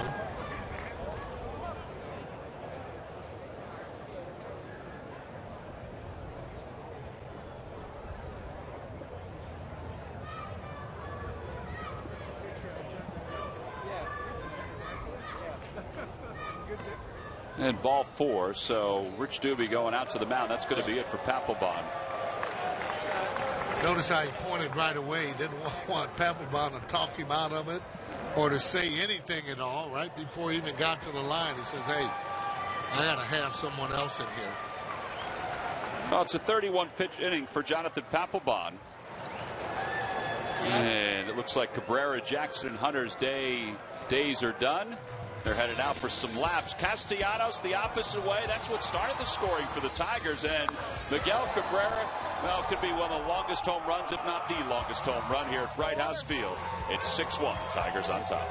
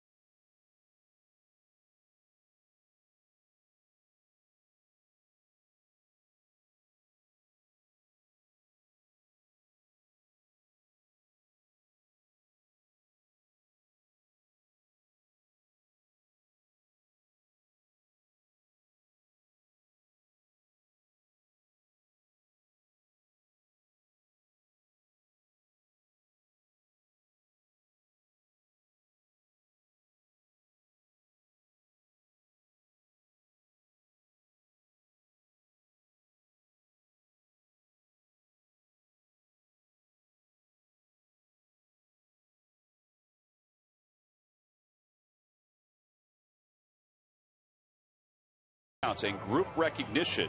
There are many options for groups to take advantage of at Citizens Bank Park, including private suites and pregame party areas. What better way to take in a Phillies game than with the group of family, friends, or business associates? Check Phillies.com for all the great details. Now changes for the Phillies as we continue along on the top of the 5th inning. Tigers have scored 6 runs on 5 hits, including 2 home runs. Kyle Simon is the new pitcher for the Phillies, on for Jonathan Papelbon. Simon acquired last year by the Phillies from the Baltimore Orioles. Now, the Jim Thome trade was a starting pitcher with Baltimore, turned back into a relief pitcher for the Phillies.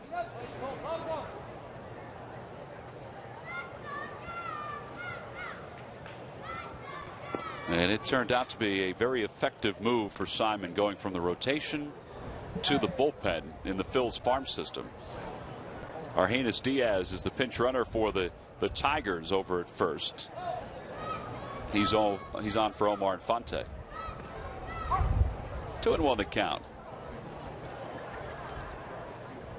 It could be a little difficult to pick up. Comes from the side, kind of slings the ball across his body, if you will. There's one inside, outside, but he's trying to get it inside. Always thought it was difficult. When you come across the body to try and get that ball on the inside, can be a difficult pitch. And it is, because you're slinging the ball as opposed to being able to throw the ball. Simon's also a big guy, 6'5", as Betancourt glides toward the hole to take care of the base runner Diaz at second. So the inning comes to a close. 10 men come to the plate in the inning for the for the Detroit Tigers. They lead at 6-1 as we go to the bottom of the fifth.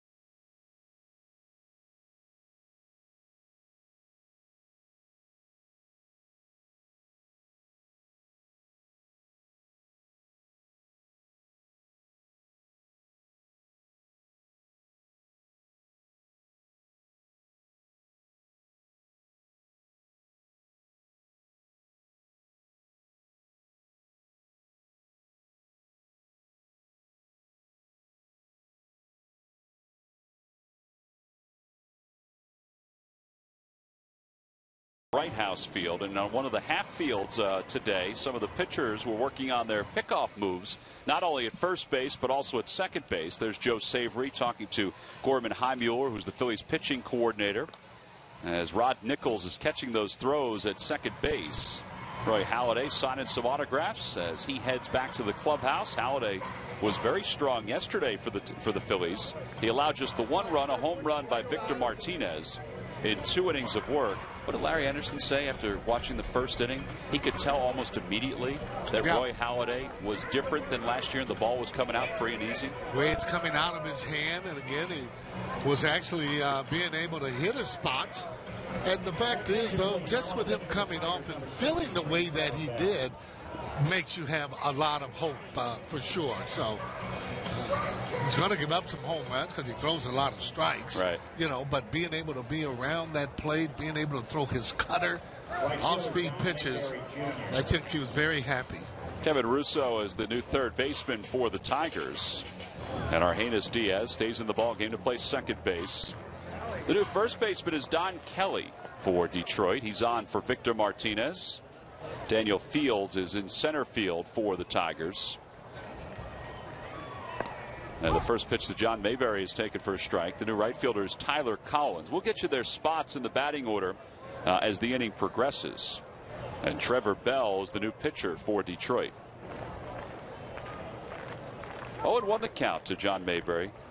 And Kurt Casale is the new catcher for the Tigers. Fly ball down the right field line. That'll be out of play, and it's no balls and 2 strikes. I kind of wish John Mayberry Jr. here would just be a little more aggressive. He took that first pitch, which was a strike, and then the next pitch, a fastball, he was late on. If you're going to be playing every day there for Charlie, you got to be aggressive, and the balls that are in the zone, you got to get after them. Put yourself in a hole too much. You're always a defensive hitter.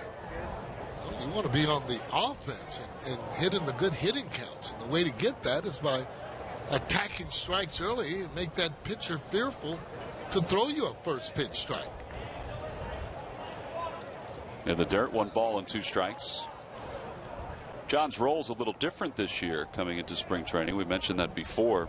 Last year he was pretty much the everyday left fielder for the Phillies, particularly when Dominic Brown went down with a spring training injury. Now he'll have a chance to battle for one of the extra spots in the outfield. Back first, Diaz, the second baseman, is there. Yeah, there's one away. Well, he has the ability to do it. And for me, he's the type of guy that could easily hit you 15, 20, 25 home runs if he can get aggressive when he goes up to the plate. I think sometimes he can be a little too passive in taking first pitch. It's okay to do it some, but just can't continue to do it in the major leagues. Eric Kratz grounded out to shortstop his first time up, so he's 0 for 1. Phillies down 6-1. And the first pitch from Bell. Breaking ball in there, first strike. It's 0-1.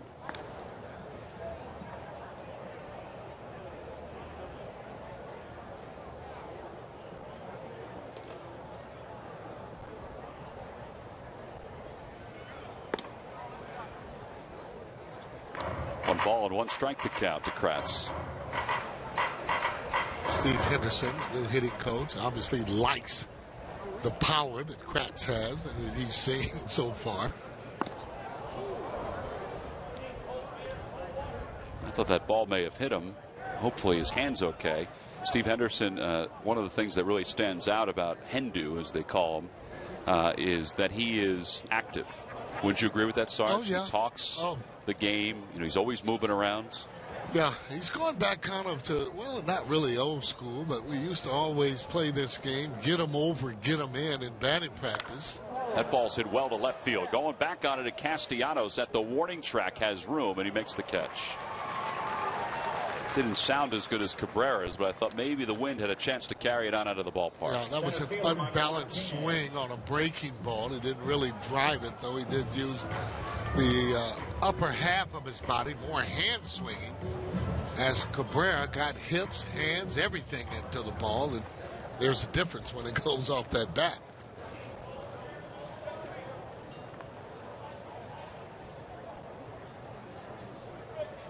Michael Martinez lined out to right his first time up, and it's 0-1. You know, talking with Gerald Perry, who was actually the hitting coach for the Cubs here, he talked about hitting and being with different guys. If you have a good hitter, you got good hitters, it doesn't matter as much for the hitting coach. The hitting coach are the eyes, kind of, and not so much the ears, but being able to look at you where you were when you're hitting the ball well. Now being able to look at you and then figure out why you're not hitting the ball the way that you should. And it's not difficult having new hitting coaches. I think it would be more difficult with the pitching coaches because, well, hope those guys don't take it the wrong way, but they need to be babied a little bit more, the pitchers, for me. So that's why you don't see pitching coaches moving as much as you do the hitting coaches. To be quite frank, early on in my career, I couldn't tell you who my hitting coach was because we policed ourselves so much. Hank Sauer was the roving hitting coach, but as far as having a hitting coach there on the bench, it was Mike Schmidt, myself, and some of the other guys that were actually doing the hitting coaching. Outside corner and a called strike 3. Martinez goes down looking in a clean fifth inning for the right-hander Bell. We've completed 5. Phillies down by 5 as we go to the top of the 6th inning here in Clearwater.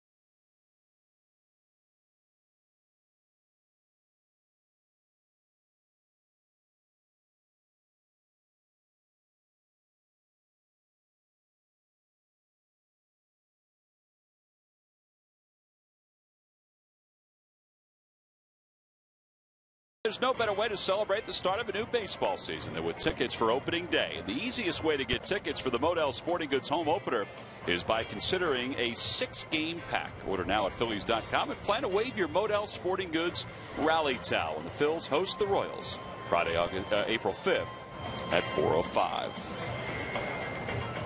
Somebody came prepared to get some baseball cards autographed today. It's a pretty good spot down that left field line. Sure is. Dominic Brown in the game to play right field for the Phillies. Hey, cold beer, cold water here. Humberto Quintero will take over for Eric Kratz behind the plate as we go to the top of the 6th inning. And Ender Inciarte is the new center fielder for the Phillies. He made a whale of a catch yesterday on a ball in the alleyway.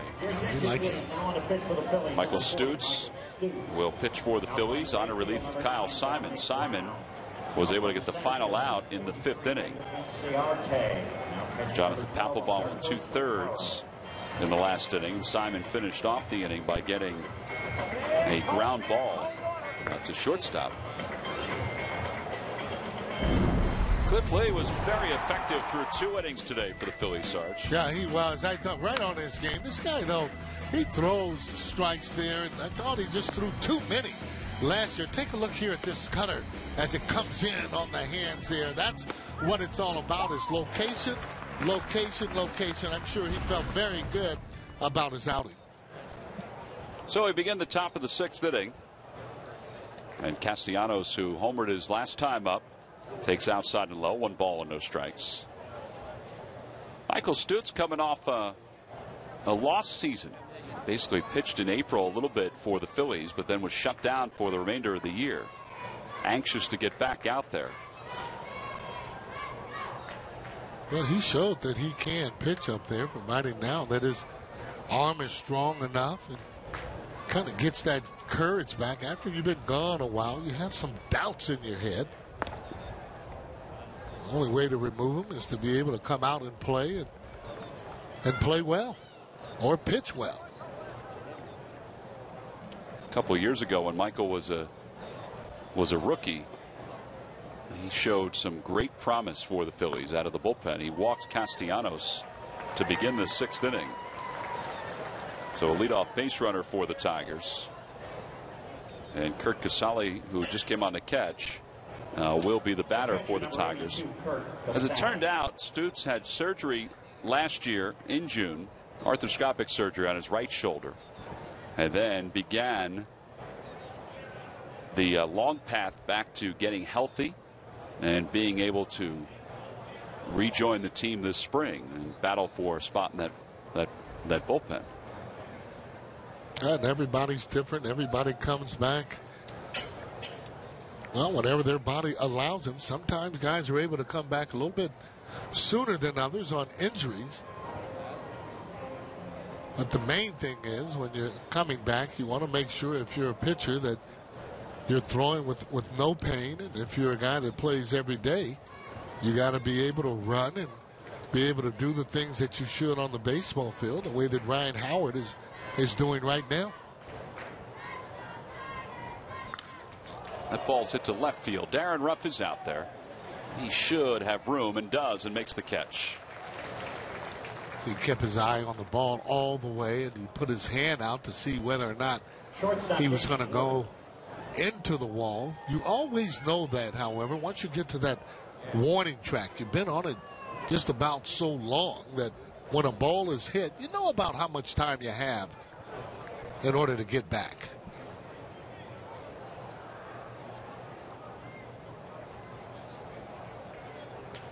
Well, with 1 out, Danny Worth, who's 0 for 2, the number 9 batter, is up for the Tigers. Lifts that one to right field, carrying out toward the track, but Dominic Brown makes the catch. And there are 2 outs. That's what you're talking about, Sarge. When you can hear that, the crunch of the warning track, you know that you're just a few feet away from that wall. We only have one field there that I can think of in the major leagues that doesn't have a warning track, and that is in Chicago. Once you get to the warning track there, your face is up against the ivy. American League. Is it shorter out there at Wrigley Field? Is it? Yeah, it's well, it's not as long as it is here. I mean, it gives you somewhat of a little a warning, but when you're going fast, it's almost impossible to stop. Danny Fields is the batter. Now in Tampa, it's been a couple years since we were there for the World Series, but in Tampa, I think the warning track is turf. I mean, so you don't have that feel. And the same with Toronto. The warning track is turf. And you look down the lines there, especially there in right field, you have a little more room. In Wrigley Field, you hardly have any room at all, and a lot of times you're tripping over the bullpen trying to catch a fly ball.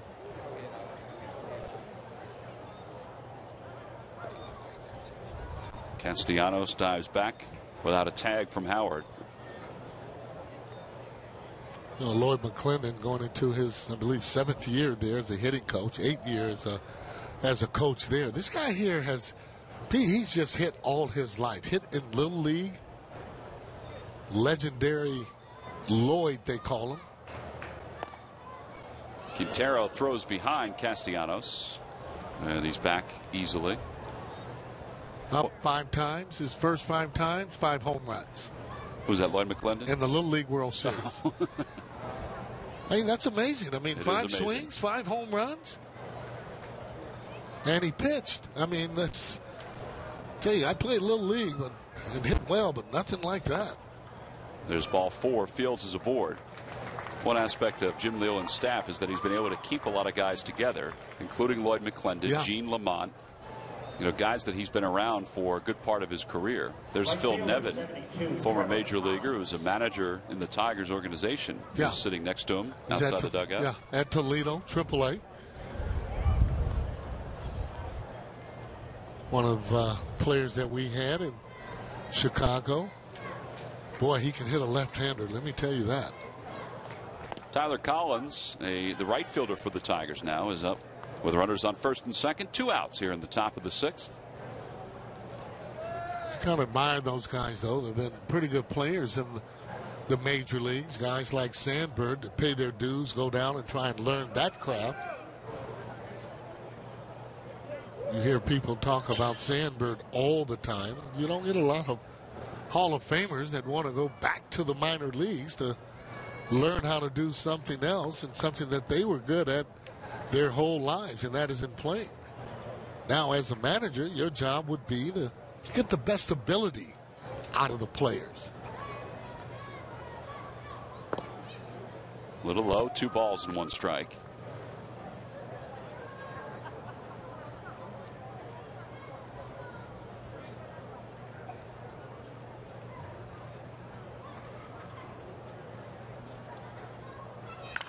Over to first. That took a bad hop over the glove of Ryan Howard down the right field line. 1 run definitely is going to score. Fields is being waved home too, and he's going to score. It's now 8-1 in favor of the Tigers. Well, that was a bullet hit right down the right field line. Yeah, it was a tough play no matter what, but at the last moment it took a hop over the glove of Ryan Howard. Now, there again, a hitter taking advantage of being ahead in the count. 2-1 is his pitch as the ball is rocketed right down the right field line there. And by then, once it passes by and the runners are off, and you can see the bad hop Tom was talking about, he went down on the ground to get it, and the ball went up. Kevin Russo hits one in the air to center field. And Ciarte got a very good jump and made the awkward catch. But it was a catch nonetheless. 2-run score and a 2-run triple for the Tigers. We played 5.5 today. Well, so far, it's all Detroit.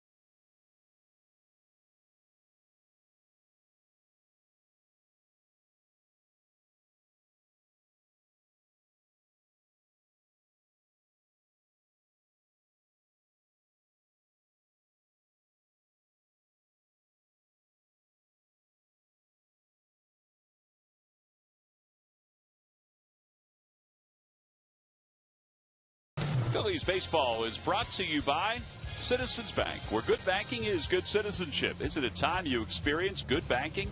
And by Toyota. Let's go places.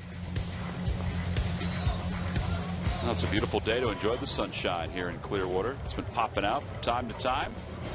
Phillies down 8-1. Tigers have scored 6 in one inning and 2 in another inning against the Phillies bullpen. So now as we go to the bottom of the 6th inning, the offense will go back to work.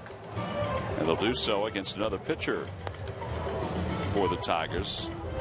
Some changes for Detroit. The new shortstop is Dixon Machado, who will take over for Danny Worth. And the new pitcher is the left-hander Darren Downs. 2-1 a season ago with an ERA of 3.48. And Downs will face the top of the Phillies order. It's Yuniesky Betancourt, Kevin Franzen, and Michael Young due up here in the bottom of the 6th. Sarge, you mentioned Jimmy Rollins earlier. Jimmy will be leaving on the 2nd of March to go to the World Baseball Classic. Gerald Perry, who you also alluded to, is part of the Tigers coaching staff, was walking by the cage today. He'll also be the hitting coach he will. for Team USA. And he walked by Jimmy Rollins and said, "Hello, leadoff hitter." Because Jimmy will most likely be leading off for Joe Torre and Team USA. And I got to tell you, Jimmy is looking forward to it. And I got to tell you, when he's on a team like that, he really does seem to blossom. He did it the last time when him and Derek Jeter were on the same team. Well, I asked him about that. I said, you know, it's nice that you're going to be able to play shortstop most of the time. He said, you know what, I would have been okay playing, being the DH. Last time Derek Jeter obviously, got a bulk of the time over at shortstop, as Don Kelly is in foul territory to retire Yuniesky Betancourt. Yeah, and then from the talk, too, though, that J-Ro really outplayed him, had more range, but just because of who Derek is, and in New York, he got the nod to actually play that last game. But I thought J-Ro was just about the best player on that team that year. Kevin Franzen coming off a season in which in the second half he had the 3rd highest batting average in the National League. Overall hit .338 for the Phillies. He trailed only Buster Posey and Marco Scutaro in batting average in the National League in the second half of the season.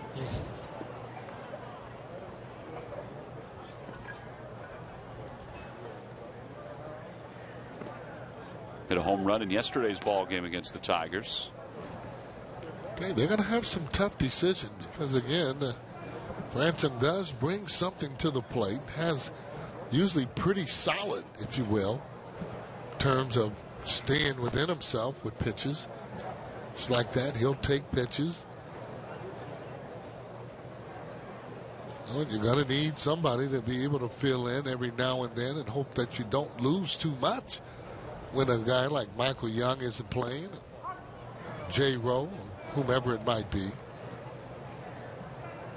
Well, Franzen's already played first base in the first 3 games, playing second base today. Can play shortstop if need be.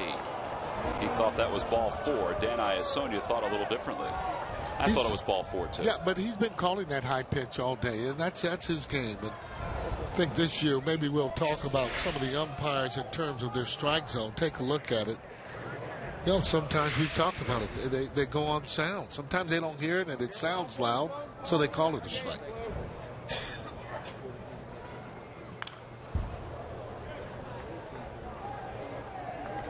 That ball appeared to be up and away with spring training. I mean, as a hitter, you'd rather hit than to walk anyway. Unless you strike out in this situation. Then you'll take the walk. Then you take your walk. Well, there you go. He's down on strikes, and there are 2 outs. See, look at him. He looks back at him like, hey, you made me swing at that. You called a high pitch anyway. In all honesty, that pitch that he just swung at was very similar to the one they called strike 2. That Dan Iasonia called strike 2. Well, let's take a look at it. Maybe a little higher. Maybe just a little, but I mean, it's in that same vicinity. Same neighborhood. Michael Young is 0 for 1. He lined out his first time up, walked his last time to the plate. Takes a breaking ball for a strike. bailed on a left-handed breaking ball. You won't be seeing that very often.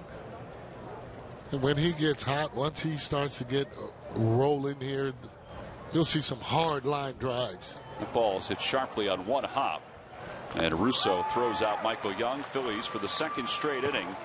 And for the third time in the last 4 innings, go down 1-2-3. We've completed 6. We move to the 7th with the Tigers up 8-1.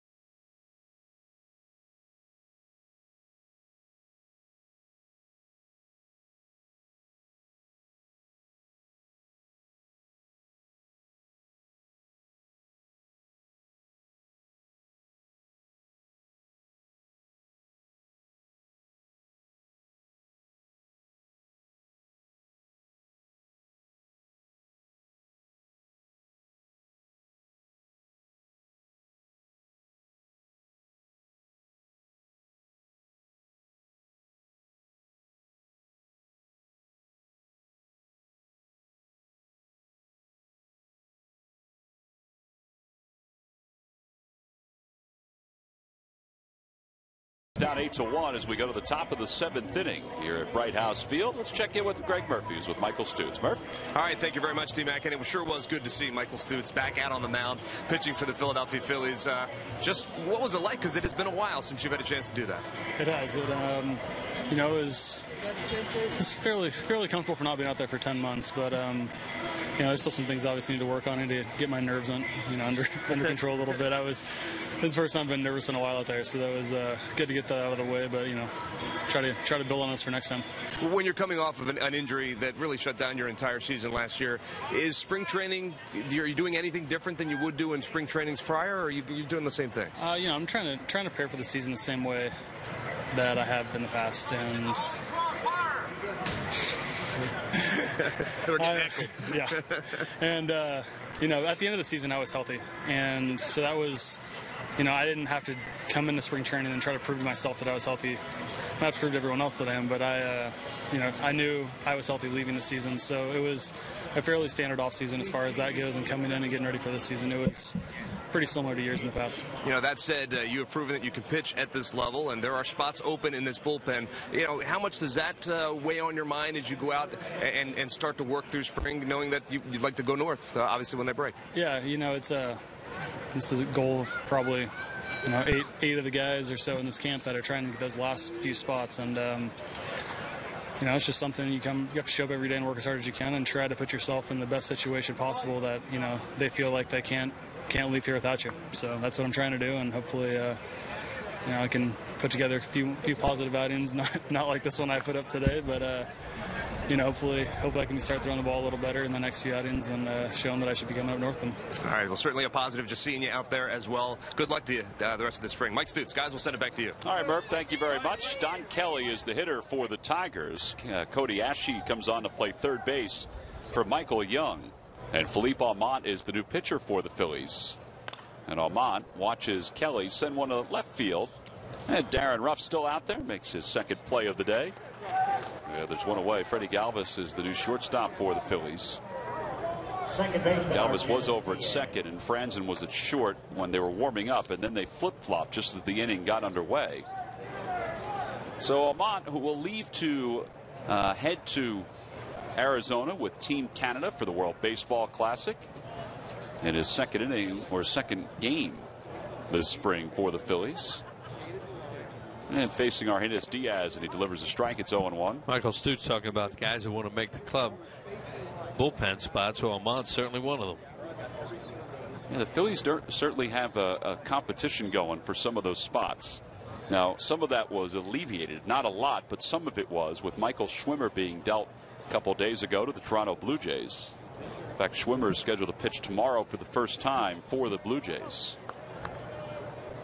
Well, here's Amato, too. And when he gets 0-2 on hitters, he has put away stuff. And you'd like to see him be able to do that. You don't even have to throw a strike when you have his kind of stuff, and you have 2 strikes on a guy they'll chase.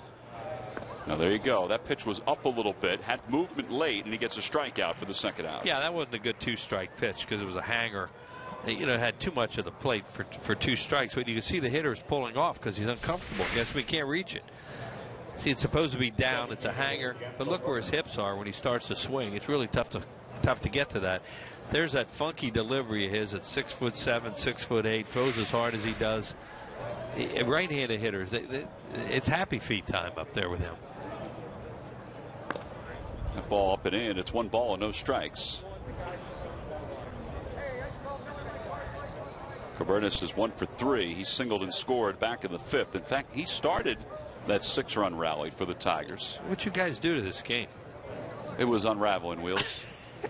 Well, it began, I think we all thought Papelbon had Cabernis struck out, as there's a ground ball to shortstop. Easy inning for Philippe Almond. Thought he had him struck out, but then we turned around and 6 runs had crossed the plate. Time to stretch here in Clearwater. Phillies down 8-1.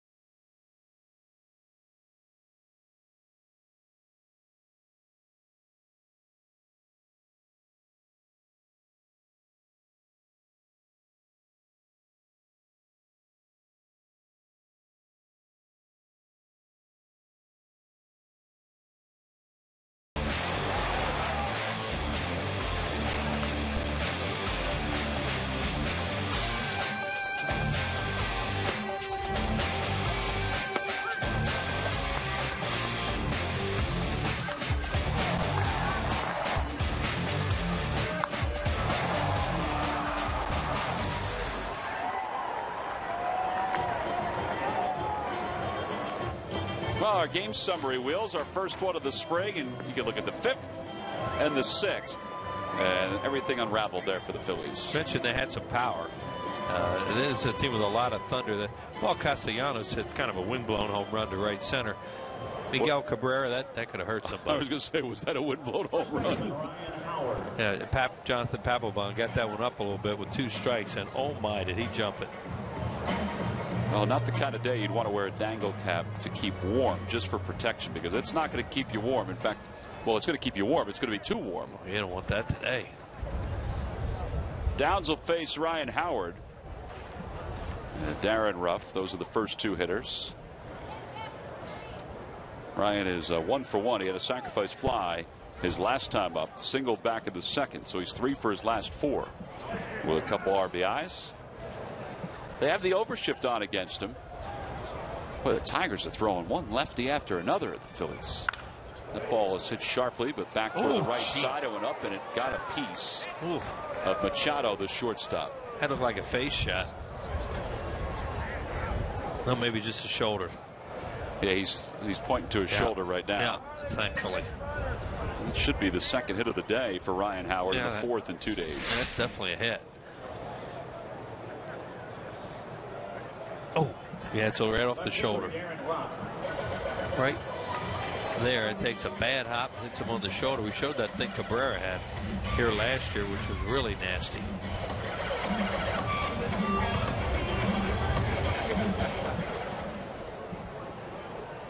Well, Darren Ruff is 0 for 1. He grounded it to a double play his first time up. They have scored that a hit, by the way. Swing and a miss, and it's 0-1. Machado, just to point out, he's just 21 years old, 6'1", 170 pounds. He has a bright future. He played in 119 games last year. He hit only 195, but they say that he can pick it with the best of them. 0-2 the count.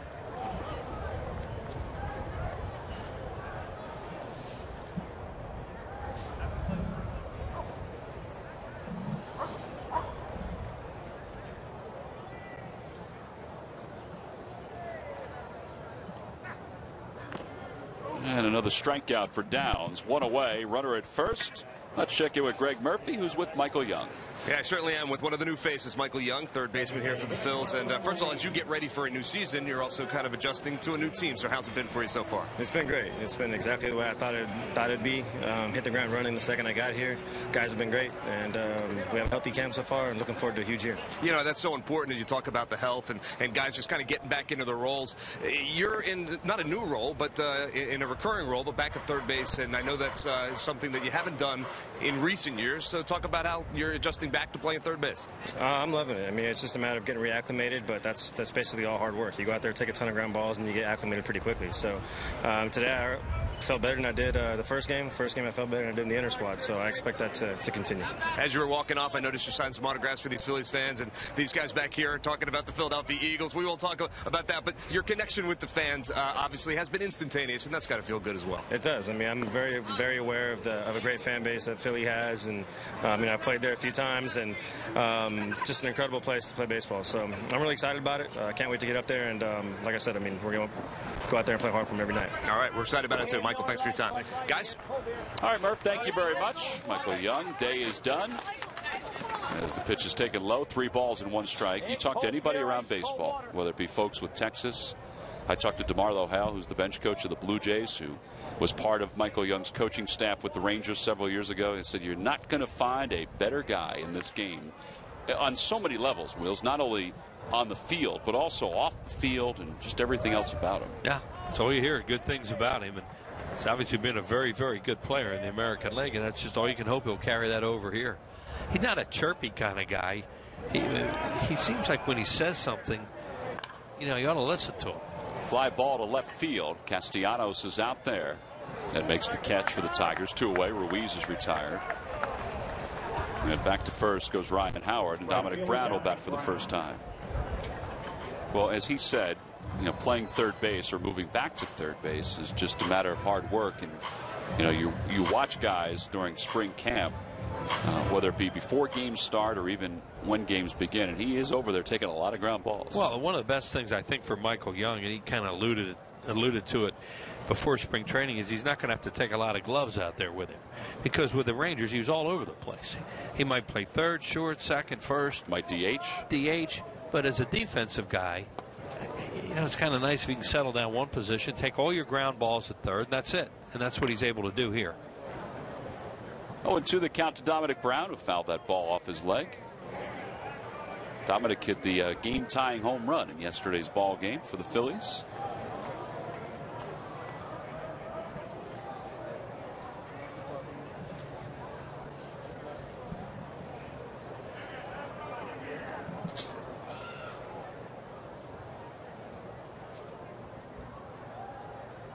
Swing and a miss and a slider. And the Phillies get the leadoff base runner, Ryan Howard. He's left over at first. Dominic Brown looks like he's banged up a little bit after that foul ball.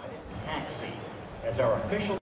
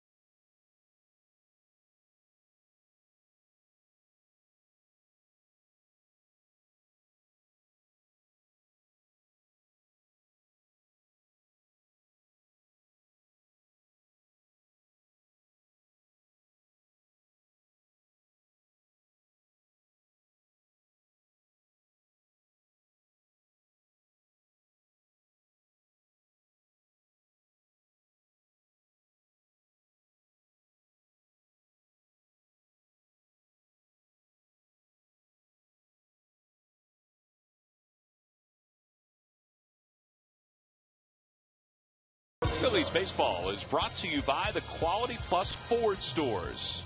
Go further. Your attention, please, for the Phillies now on the pitch number 46. Now, this is the beginning of, well, what has been a great relationship. 16th season of Phillies baseball on Comcast Sportsnet. 16 spring training games, all available in high definition. 110 regular season broadcasts, all in HD, across the Comcast networks. And our first regular season broadcast on the Comcast network will be April 4th against the Braves. That is a 7 p.m. start. Night game for an opener, huh? Night game for an opener. But that's the third game of the series, but night game for the opener. Night game for the opener, yeah. Jermaine Mitchell takes over in left field for the Phillies. Saw Mitchell the other day. Josh Fields is the new first baseman for the Phils. Fields, former cornerman for the White Sox. The new pitcher is Raul Valdez. Valdez takes over for Felipe Alman. Alman pitched a very effective 7th inning for the Phillies. So we begin the 8th with the Tigers on top 8-1.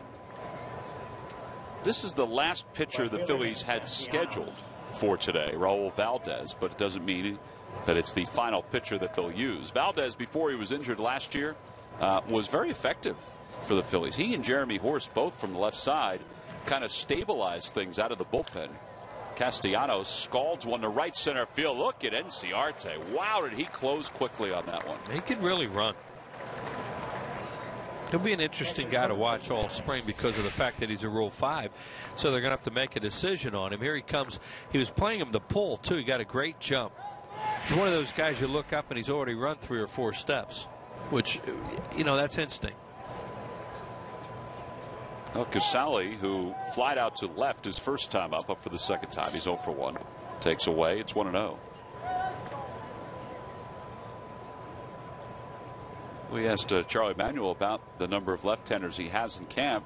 You know, could he bring 3 with him? As that ball is scorched to left center field. It'll stay in the yard off the base of the wall. And it's a 1-out double. Asked him about the left-handers because he has Horst, Bastardo, obviously Valdez. You know, could he bring 3 north with him? He said, I'm going to bring the 3 best, or the 3 guys that'll help the team out of the pen. Right. Doesn't matter if they're left-handed or right-handed. And Diekman, throw Diekman in there too. Diekman's another one, yeah. Well, they have some quality and a volume of left-handers in spring training they haven't had in a while.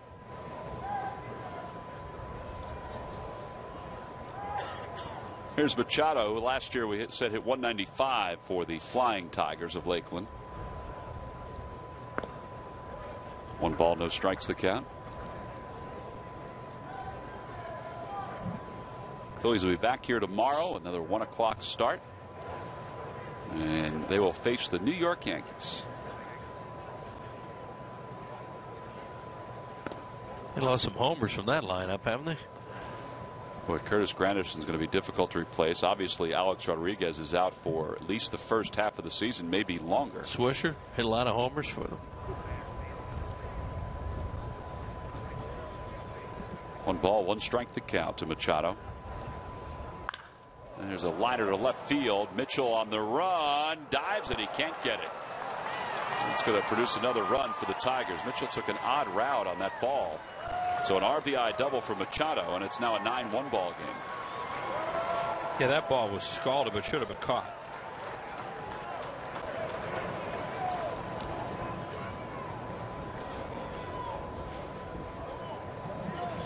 Valdez getting hurt a little bit with pitches up in the strike zone. See Machado get on top of a fastball there. And as you said, an odd route. He runs a correct route right to the baseball. That ball will be caught easily.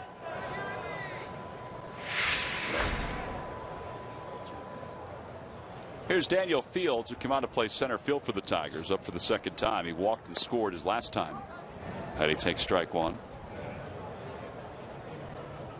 I think it's going to be interesting to see what happens with the Tigers this year. I mean, they go into the regular season, you would think, as the favorites to win another division. But you wonder if the White Sox can play off the success they had last year when they led most of the season in the Central under Robin Ventura. Well, one thing that the Tigers are going to feel for this year is a closer. That is true. You know, Valverde incinerated during the postseason to the point where they just didn't even think about bringing him back because he was cooked as far as the Tigers were concerned. They couldn't use him in the World Series. But up until that point, he had done a tremendous job as a closer. Now they got that Rondon, or however he pronounces it, who throws over 100 miles per hour, which sounds terrific. But what's it mean? And he may be the guy. He may be the answer. Tough to go into a season, though, when you want to win, go to the World Series again, and you have a rookie as a closer, not tested at all, who just throws really hard. And one thing that Jim Leyland did say is that the closer's role is not for anybody. That role is not for anybody to lose in spring training. Rondon is a big guy, as there's a strikeout for Valdez. Well, Jim Leyland, there were a time in his tremendous managerial career with the Pirates where he had the old bullpen by committee thing. He didn't know who his closer was, and they kept winning. Well, there's the numbers from a season ago. The earned run average, partly because of the success of their starting staff, a American League third best 3.75. But they averaged just under 5 runs per game. They had 163 home runs. ERA under 4 in the American League.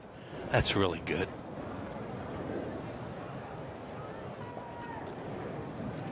Mentioned the first two guys with all the strikeouts, and Scherzer and Verlander. That'll help with the ERA and also with those dead spots in ball games. Ground ball foul, 1 ball and 1 strike now to Tyler Collins. Well, Rondon is 22 years old.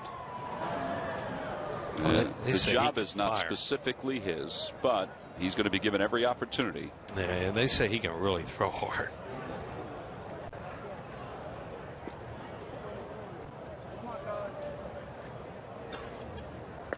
On the outside corner, 1-2 the count.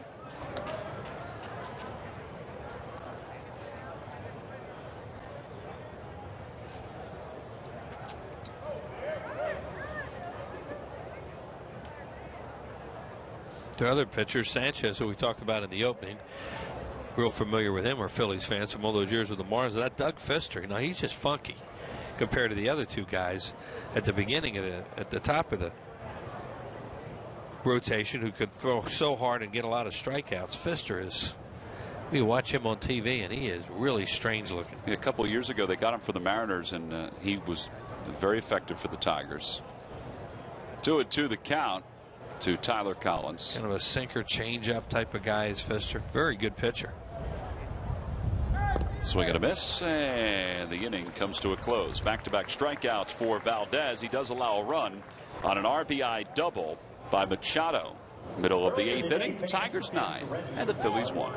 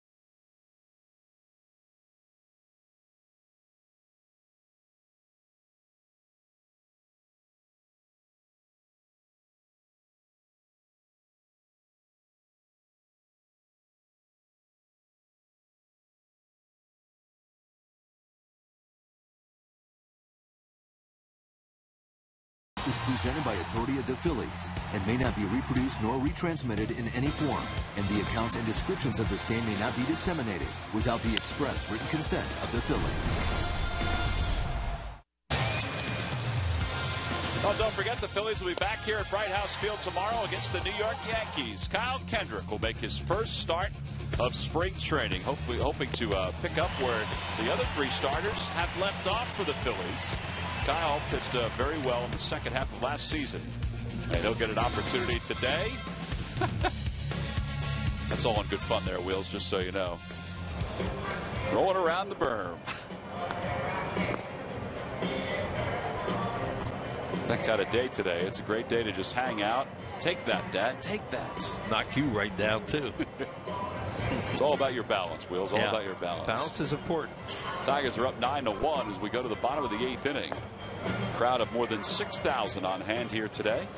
And the crowds will get thicker as spring training moves on.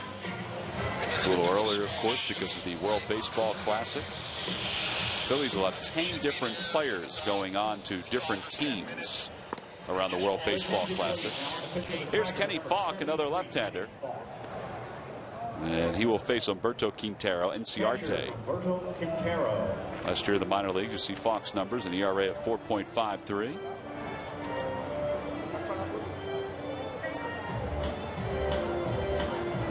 They putting righties on that bus? I was going to say, Wheels, can you talk to Jim Leyland after the ball game and ask him to bring some right-handers next time? There'll be some interesting conversations on that bus with all those left-handed pitchers. Ooh.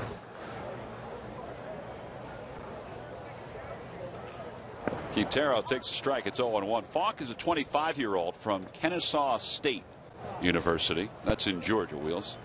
Former 16th round selection. Kennesaw Mountain Landis, former baseball commissioner, Supreme Court justice. Foul ball. It's 0-2.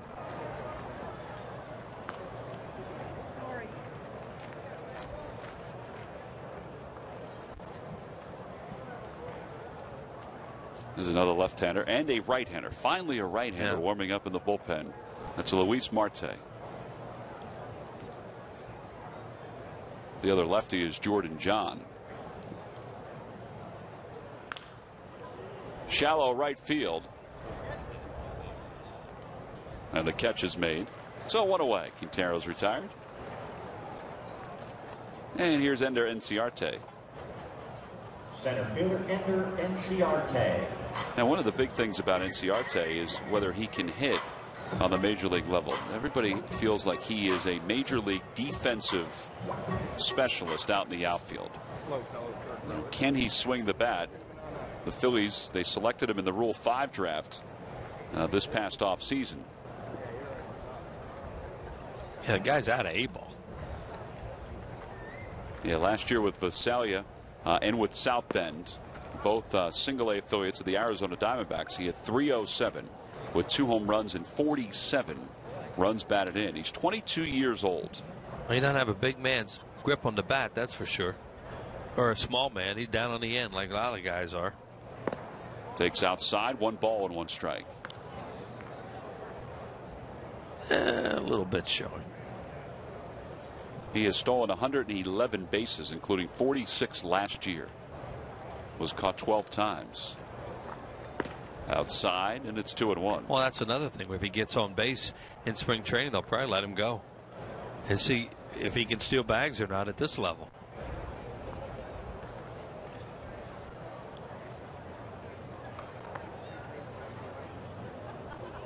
I wonder what kind of a bunter he is with the speed that he has. I mean, he's got the corners back. I mean, it's 9-1, obviously. They only have 3 hits. But you would think that if he lays it down up the lines on either side, he can go. Where he's holding that bat, well, I don't think he's thinking bunting. That's what I'm saying. I wonder if he is a bunter. Yeah. He takes a strike. It's 3-2. One thing we haven't seen that many at bats from him, but he runs a lot of deep counts.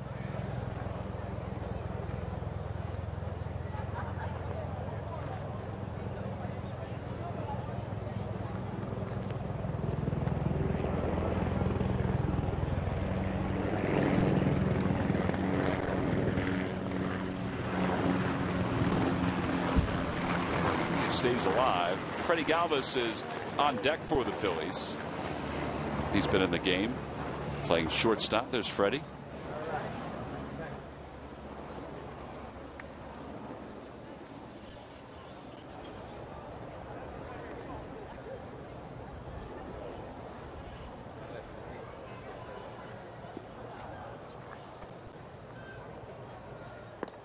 And ball 4, so Enciarte is aboard.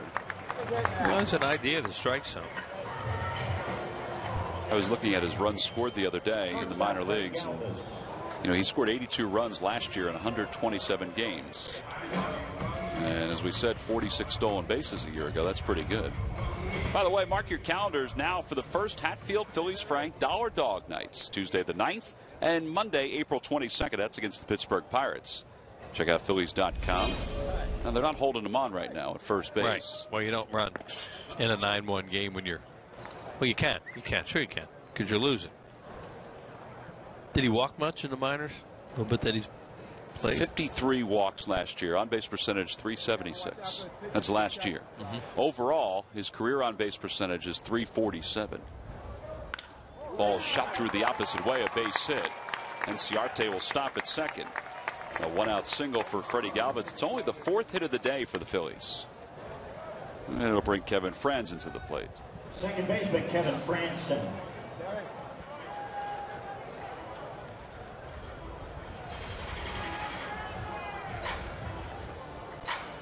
Franzen struck out his last time up. Was not pleased about it.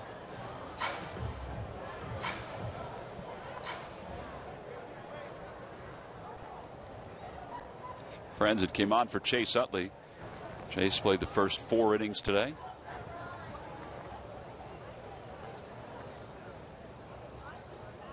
And the first pitch up high, 1 ball and no strikes.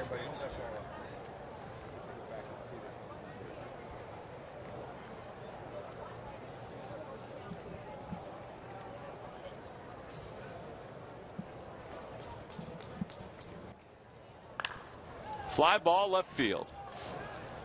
And it looks like the center fielder, Danny Fields, will make the catch. Ciarte tags from second, and he'll get to third. And with 2 outs, Phillies have first and third now for Cody Ashe. Third baseman Cody Ashe. Well, if there are any bright spots to talk about for today's game, Cliff Lee was certainly a bright spot with 2 innings, 2 scoreless innings. Tyler Cloyd, 2 scoreless innings for the Phillies as well. Offensively, the Phillies have managed only 4 hits. The one guy hit 2 bullets today. Murph talked to him a little while ago, Michael Young, and walked. And as Michael said, he felt even more comfortable over third, too, getting some action over there. Well, with all the left-handed pitchers the Phillies have, he will get action. Ashe takes a strike. It's 0-1.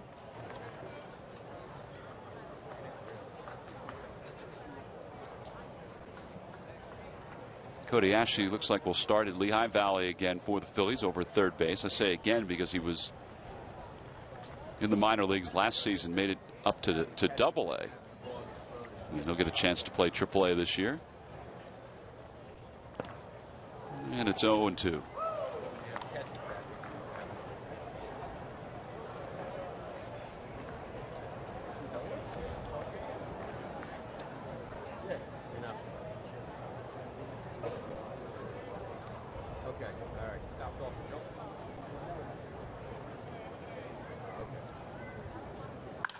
Line drive and picked on 1 hop by Machado. Now that's a guy that has an idea over at shortstop. That was a fine play on a ball that was scorched off the bat of Cody Ashe. Phil's leave a couple here in the 8th inning. Time to go to the 9th.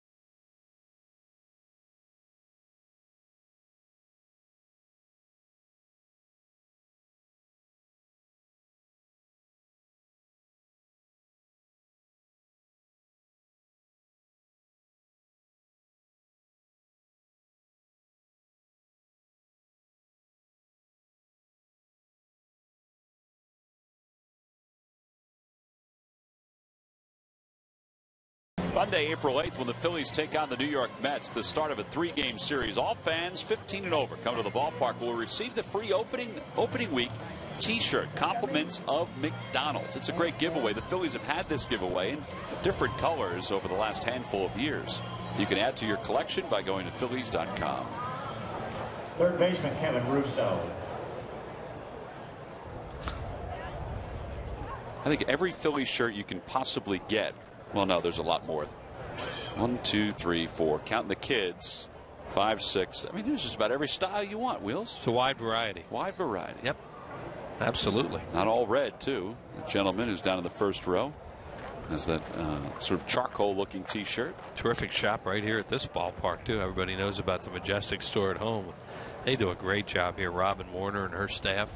Diamond Outfitters. Make sure fans, they have a nice line out there during the spring training. NCarte will give this a look, but that one carries right on out of the ballpark. Kevin Russo with his first home run of the day and of the spring. Nice catch by that youngster out there. And it's now a 10-1 ball game. Now, I don't know on a normal day if that ball would have carried out. No, it wouldn't. But they're hitting him and the Phillies aren't, that's for sure. That you see the wind blowing that guy's shirt out there. That looked like he hit it off a tee. That thing was down and he just golfed it. You just go down and hit it way up in the air, and then the wind did the rest. Yeah, right where we were. I would have caught that. And a boy called everybody off. He had it perfectly lined up. Yeah, good job. Don Kelly flied out to left his first time up. He's 0 for 1 in the dirt.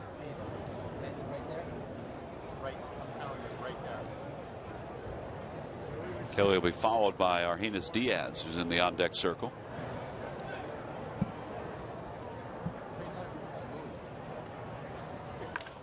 Fly ball to center field. NCarte froze for a moment, but plenty of time to put it away. And one out here in the 9th inning. Second baseman Argenis Diaz. And Diaz, who struck out his first time up. There's the Diamond Outfitters store, which is located beyond the third base line here at Bright House Field. There's some real Florida-looking stuff in there. Very casual, very colorful. Yeah. Also have some merchandise areas that are around this ballpark. I know we've said this time and time again. This is the 10th year of Bright House Field, and it is as pretty now as it was 10 years ago when it opened up. Hard to believe this wonderful place, and Citizens Bank Park 10 years this year. Where'd it go? Oh, 2 ballparks in the same year. That seems almost unimaginable when you look back on those days. But it all worked out. Now you see that building beyond the scoreboard. It's just sort of in the backdrop.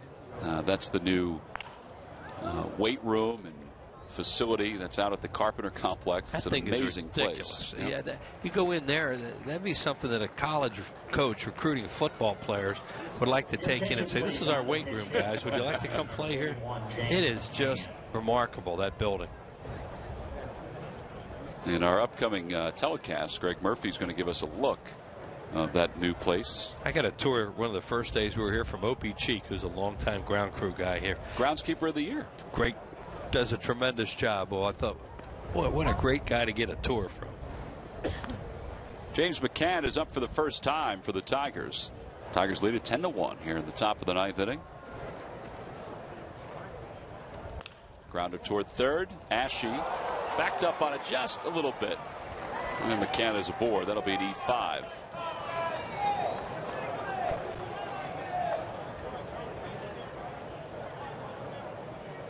And they'd like him to be the third baseman of the future. We've seen a little bit of him so far. And boy, he really has a good idea offensively. You could see that at bullet he hit his last time up. Defensively, they say he's still a work in progress. Now Castellanos, who has had a good day. He's got a 2-run home run. He's scored twice. He takes strike 1. That is officially the first error of the day for the Phillies.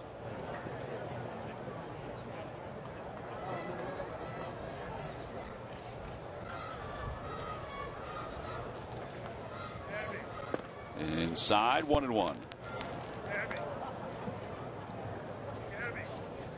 Well, Wheels, it looks like we're going to go into Tuesday's game, tomorrow's game against the Yankees. The Phillies looking for their first spring training victory.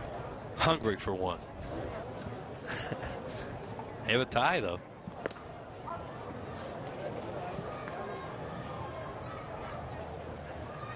Played 10 yesterday. That's a limit in these games now, though. That seems to become universal.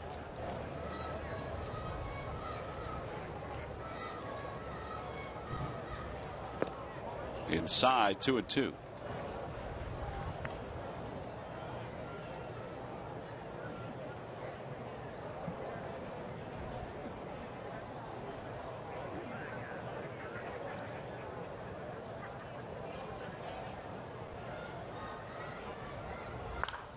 Liner down the left field line. That's going to be in for another base hit.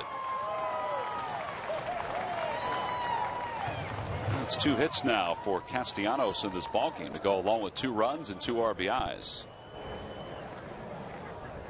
McCann holds up at second. And now Kirk Casale will bat. There's Ben Revere getting a little running in. Have not seen Ben today. Guys really don't like him, you know. He is bubbly. He was excited the other day that his Kentucky Wildcats won an overtime game against Missouri. I'm sure he was. Charlie called him Paul today, and he says, "That's my daddy." That was funny. Paul Revere, he calls him.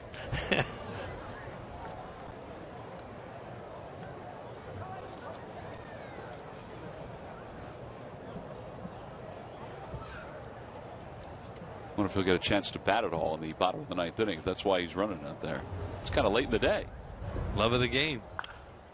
Towering pop-up right side of the diamond. And Kevin Franzen has it sized up for a moment and makes the catch right around the bag. So the Tigers leave a couple. They do get a run. Ben, Paul Revere, whatever you want to call him, he's fast and he's a good guy. We'll come back for the bottom of the 9th after this.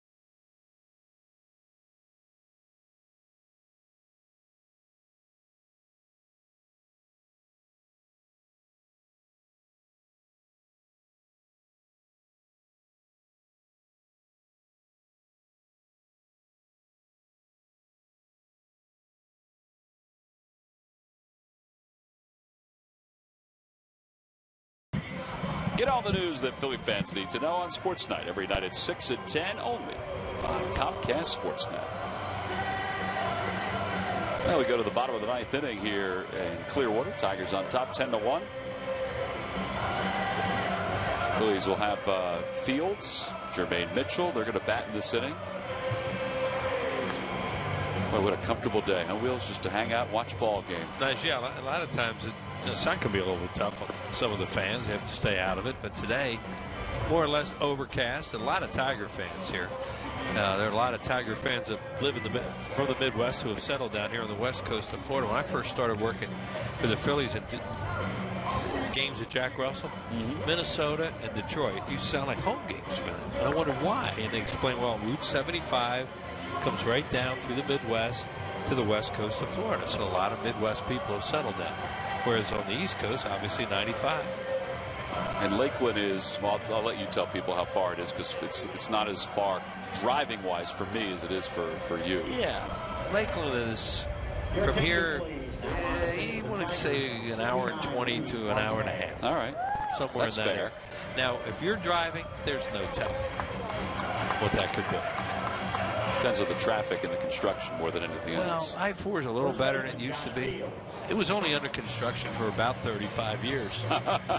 And it's a little bit better now. They couldn't decide how they wanted it to be laid out. And every time they finished one spot, they thought, now we better do this one. Luis Marte is the new pitcher for the Tigers, and Josh Fields will lead it off for the Phillies. Here at the bottom of the ninth inning, it's 10-1 Detroit. Marte picks up for Jim Leyland's squad. Kenny Falk.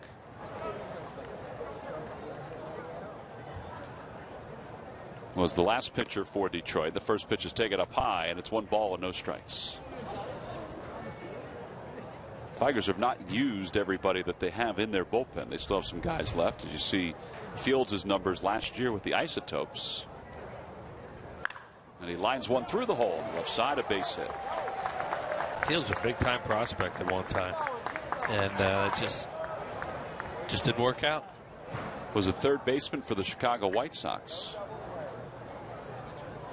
As Jermaine Mitchell will be the hitter now for the Phillies.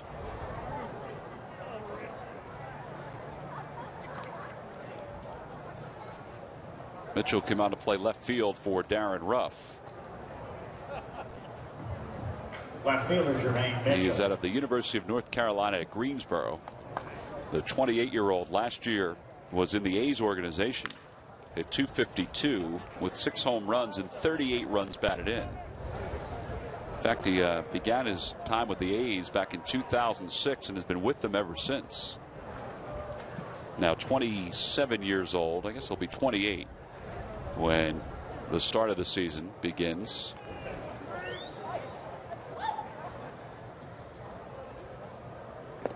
One ball and one strike.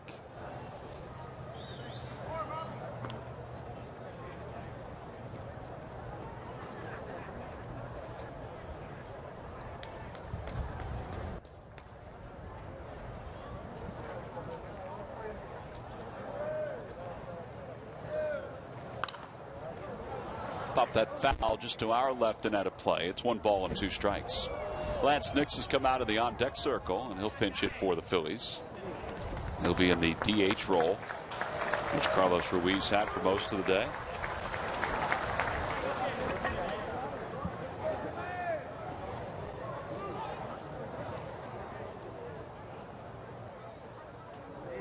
Outside 2-2.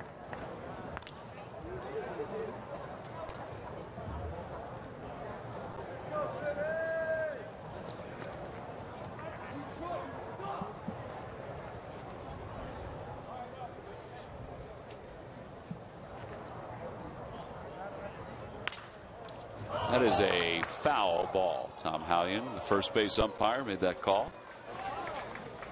And it remains 2 balls and 2 strikes.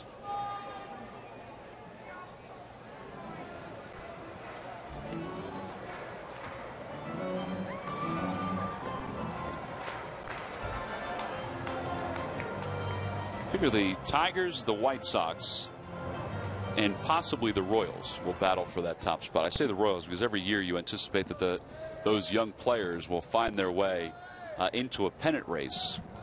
They've got to reinforce their pitching staff this year with the addition of James Shields. It's going to be really hard to out-hit and outscore the Tigers on a consistent basis. Wouldn't you agree? Absolutely. Most people would pick this team to win. Cleveland's in there. They're trying to regroup a little bit with Terry Francona as their manager. But Detroit on paper is the best team in the division now.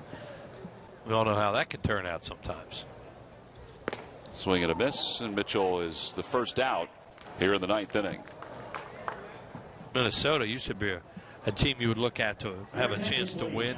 But they've changed things around. A lot of younger players there now. Heck, they're talking. That's Dave Brundage, by the way, will be the new AAA manager this year. Former AAA manager with the Braves for a number of years. Lance Nix up for the first time today. He'll be followed by Dominic Brown. And Nix hits one to second base. That could be 2. Machado handles a high throw, and Kelly handles the throw in the dirt. So that'll do it for today's ball game. A 4-6-3 double play finishes up the bottom of the 9th inning. Convincingly, the Tigers win the 3rd spring training game of 2013 by a final score of 10-1. They scored 6 runs in the 5th, 2 runs in the 6th inning, and then single runs in the 8th and the 9th. The winning pitcher is Casey Crosby. Jonathan Papelbon suffered the loss for the Phils today. So Jim Leyland's squad, after a tie yesterday against the Phillies, he watches them win it today by a final score of 10-1.